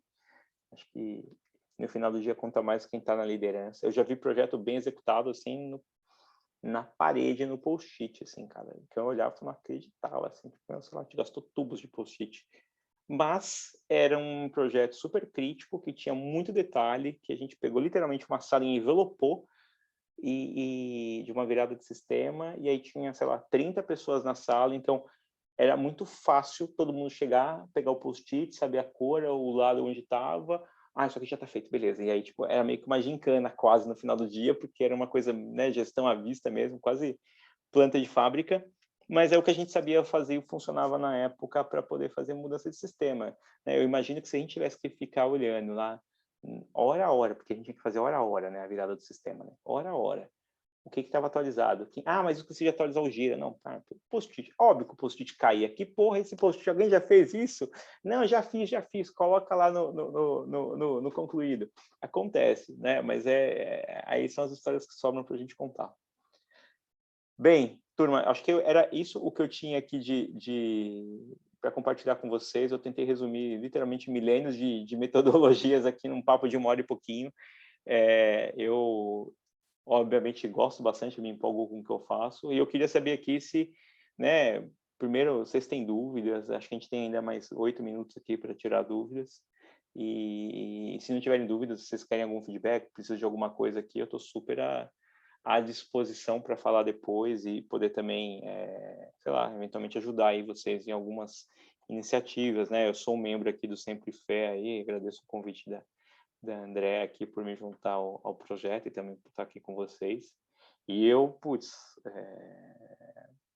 sou aqui um cara que tento ajudar de verdade. E acho que vocês estão fazendo um trabalho super único e se eu puder contribuir, vou ficar muito feliz, assim, de coração mesmo.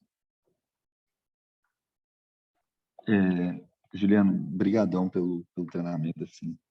Mais um treinamento que a gente está empolgadaço, os grupos estão bombando. Eu tenho mais uma dúvida, que tem um pouco a ver com o slide lá do papagaio, assim. Se a metodologia ágil dá muita autonomia para o time e aí você deixa de ser de possuir o controle, né, do que está sendo produzido aí. Sim. E aí a minha pergunta é como achar esse meio termo de ser o facilitador, de estar presente, mas também não ser só o cara que cobra, entendeu? Cara, isso é a coisa mais difícil da cadeira, assim. Eu já fui dos extremos, eu já fui o cara que largava a galera, eu já fui do cara xiita, assim, que, brigava pelo cara chegar atrasado no horário, sabe? Eu acho que, Felipe, não tem resposta óbvia, tipo, desculpa, mas, assim, é meio lugar chavão, mas resposta de economista, não sei o que é de economia aqui, depende, né? Mas, assim, qual que é o ponto, assim? Para mim, um Scrum Master, ou um gerente de projeto, uma pessoa que tem uma função similar, ele pode fazer muita diferença se ele, de fato, consegue ajudar a equipe a produzir mais e também ele consegue, por um lado, também até blindar um pouco a equipe. Tá? Então, dando 2 exemplos muito rápidos. Vamos assumir que você tem lá um impedimento, você precisa tomar uma decisão urgente e você precisa da aprovação de alguém. Cara, na minha cabeça, é papel do Scrum Master, do gerente de projeto, pegar o que tiver que pegar, pastinha debaixo do braço, vai na sala lá do presidente, bicho, precisa ser assim, isso aqui é urgente, tem que fazer essa compra, ó, e tem que liberar, ou, ó, o fornecedor falou que vai atrasar, liga lá pro fornecedor, cara, e, meu, pancada nele para ele poder cumprir o prazo que ele combinou. Então, tem muito desse lugar ali, do cara que vai lá para resolver e tirar impedimento, sabe? Tipo, de comprar a briga, sabe? Então, tem muitos lugares que até o Scrum Master é uma pessoa mais experiente, porque é um cara que consegue ter mais, como eu posso dizer, traquejo, tem mais repertório para poder resolver essas coisas. Ao mesmo tempo, acho que talvez um pouco aqui do contra-exemplo, se você é um cara que não ajuda a equipe a manter o combinado, né? Por exemplo, o Scrum Master falou, a gente foi lá e fez um combinado, né, que a gente ia fazer naquela semana, naquele sprint. Aí chegou alguém e falou, pô, fulano, vamos fazer isso aqui, me ajuda aí, quebra um galho aqui, pô, não, mas eu tô com um combinado aqui. Não, acho que, pô, aí você chega lá no desenvolvedor, lá na pessoa que tá tocando lá o dia a dia e pede uma coisa, o Scrum Master aceita, não se posiciona, acho que é uma forma ruim, né? Então, tem esse lado também, de falar, galera, a gente combinou A, a gente vai fazer A. Não, mas é importante. Não, tá bom, então vamos sentar e repriorizar, vamos para o próximo sprint. Não, mas é o jeito, cara, eu não vou fazer. Tipo, a gente não vai mudar o planejamento. Não, mas se não fizer, alguém morre. Não, calma aí, se alguém morre, equipe, ó, temos um problema, o que a gente faz? O que vocês querem fazer? Então, eu acho que tem esse papel também de blindar, no sentido de garantir que aquele trabalho que foi pré-combinado com a equipe seja feito e que, se tiver que fazer alguma alteração, que seja algo que faça muito sentido, que foi realmente uma urgência, e que, obviamente, vai ter gente o tempo inteiro pedindo coisa, mudando. Mas por que tem que fazer isso aí? Não, faz o meu primeiro, eu sou mais legal. E acho que nesse lugar, ele se posicionando, que significa que ele vai ter que comprar algumas brigas, ele também ajuda a equipe a performar mais. Então, no final do dia, é isso. Assim, eu acho que são dois exemplos que eu acho que o cara ali, a guria ali, pode fazer muita diferença, né? Seja no tirar os impedimentos, resolver coisas. Eu já tive, às vezes, que pegar o carro, tá dando problema na filial. Juliano, pega o carro, pega um Uber, fui lá correndo na filial, cheguei lá, falei, o que está acontecendo? Putz, a gente está com problema aqui no coletor, porque o coletor que a gente usava lá para ficar scanner, né, pegando e guardando os itens lá no repositório, está com problema. Aí, e o que você fez? Eu abri um chamado lá na TI, os caras da TI vão falar que vão resolver em 48 horas. Aí eu ligava lá pro diretor dele. Cara, tá tudo parado aqui, que a gente tá reclamando, resolve esse negócio para ontem. Aí o cara ia lá e fala, Juliano, puta, comemos bola aqui, desculpa, a gente vai ficar mais atento. Então, esse tipo de coisa, você fala pro cara, tá resolvido, né? O que você fez? Você tirou a bunda da cadeira, né? Desculpa o francês, mas um chefe meu falava isso. Tira a bunda da cadeira, vai lá e resolve, né? Então, tem muito dessa postura, né, de fazer a coisa andar, e tem muito também da postura de falar, galera, o combinado é esse, eu vou blindar a equipe, e, não quero nem saber se você chorar, vai reclamar, fala com o meu chefe, vai lá falar com ele, combina com ele, ou vai lá no comitê, eu vou garantir o fluxo, porque isso traz equipe, né? A equipe está próxima de você e você vira alguém com quem a equipe pode contar, pode planejar, né? Então eu acho que tem muito desse lugar, Felipe. E por fim, obviamente, né, os momentos ali de review, né, de final de sprint, de falar, pô, galera, o que vocês acharam da minha condução? O que eu fiz de bem? O que eu fiz errado, né? A gente sempre usava numa outra empresa o que bom, o que pena e o que tal.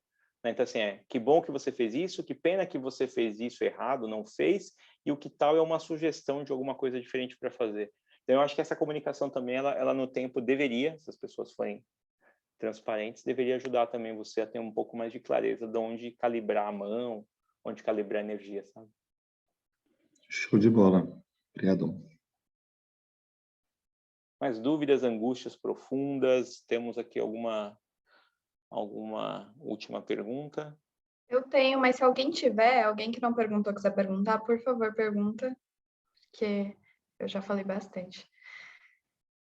Posso perguntar? Acho que só você mesmo, hein, Gabi? Juliano, eu consigo visualizar essa metodologia ágil, assim, pensando em um projeto. Então, a gente falou aqui, o site, o código de cultura, mas aqui a gente está dividido em áreas, assim. Como isso funcionaria para uma área inteira que tem vários projetos acontecendo? Ou tem as tarefas que são tarefas mais simples e tem os grandes projetos que estão dentro das áreas e tem os grandes projetos do projeto, né, que é o novo. Sim. como que seria, como poderia organizar as equipes assim? Acho que a gente pode bater uma conversa de umas outras 2 horas sobre isso, mas assim, tem uma coisa que é importante, que é assim, os times ágeis têm que ser times multidisciplinares.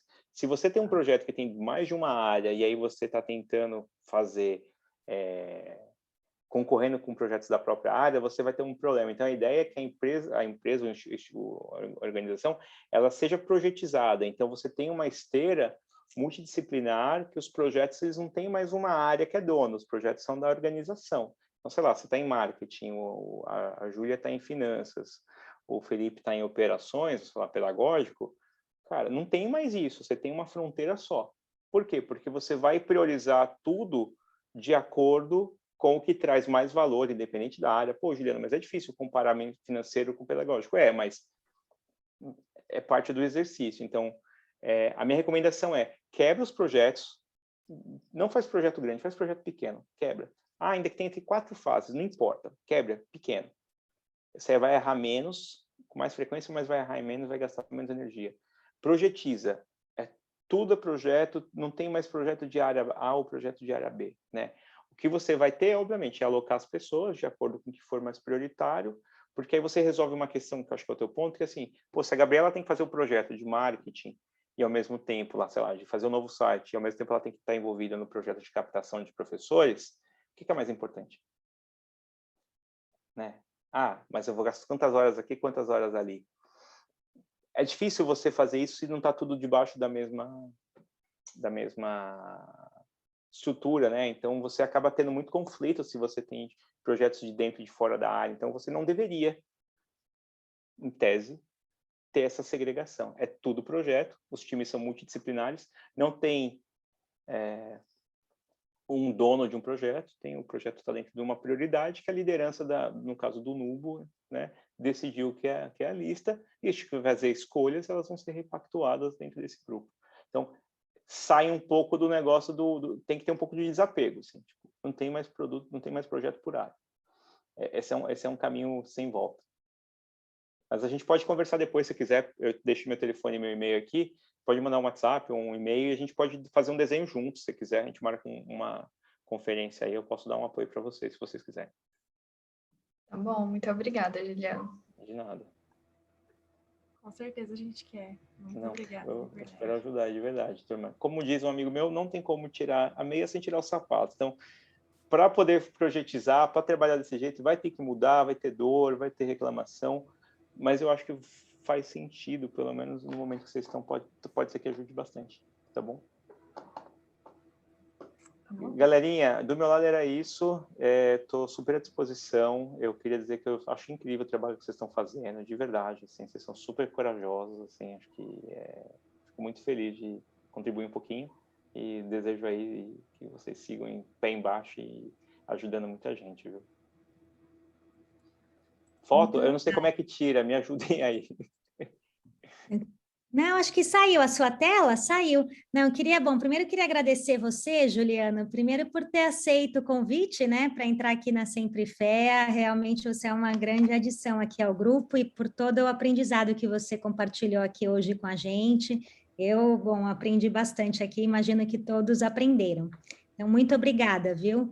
E também queria agradecer a todos que estão presentes, estou vendo aqui que o Nubo está em peso. A gente tem também a Anfé, são 2 projetos que estão voando aqui na Sempre Fé. Então, agradecer a presença, dar os parabéns pelos projetos, também por essa vontade de estar aprendendo, né, estar crescendo, realmente estão todos de parabéns e obrigada. O Rafael está aqui também, nosso super estagiário aqui da Sempre Fé. E terminar falando que o que aconteceu hoje, na verdade, é um exemplo concreto do que é a Sempre Fé, né? Esse reencontro, essa conexão entre ex-alunos e alunos, e essa troca, então isso é realmente muito rico. Vai muito além simplesmente de distribuir os recursos financeiros. Isso é algo que tem um grande valor. Então, muito obrigada pela participação de todos hoje e na Sempre Fé também. Boa. Tudo bem. Vamos tirar uma foto, eu acho bem legal. Agora que eu vi a pergunta, que eu achei que estavam falando da tela. Quem consegue tirar? Eu consigo tirar. Então tá. Agora é uma hora de fazer um sorriso, né? Deixa eu Só... Um vamos Quem fé. tá com a Vocês ainda câmera- gritam vamos fé, não?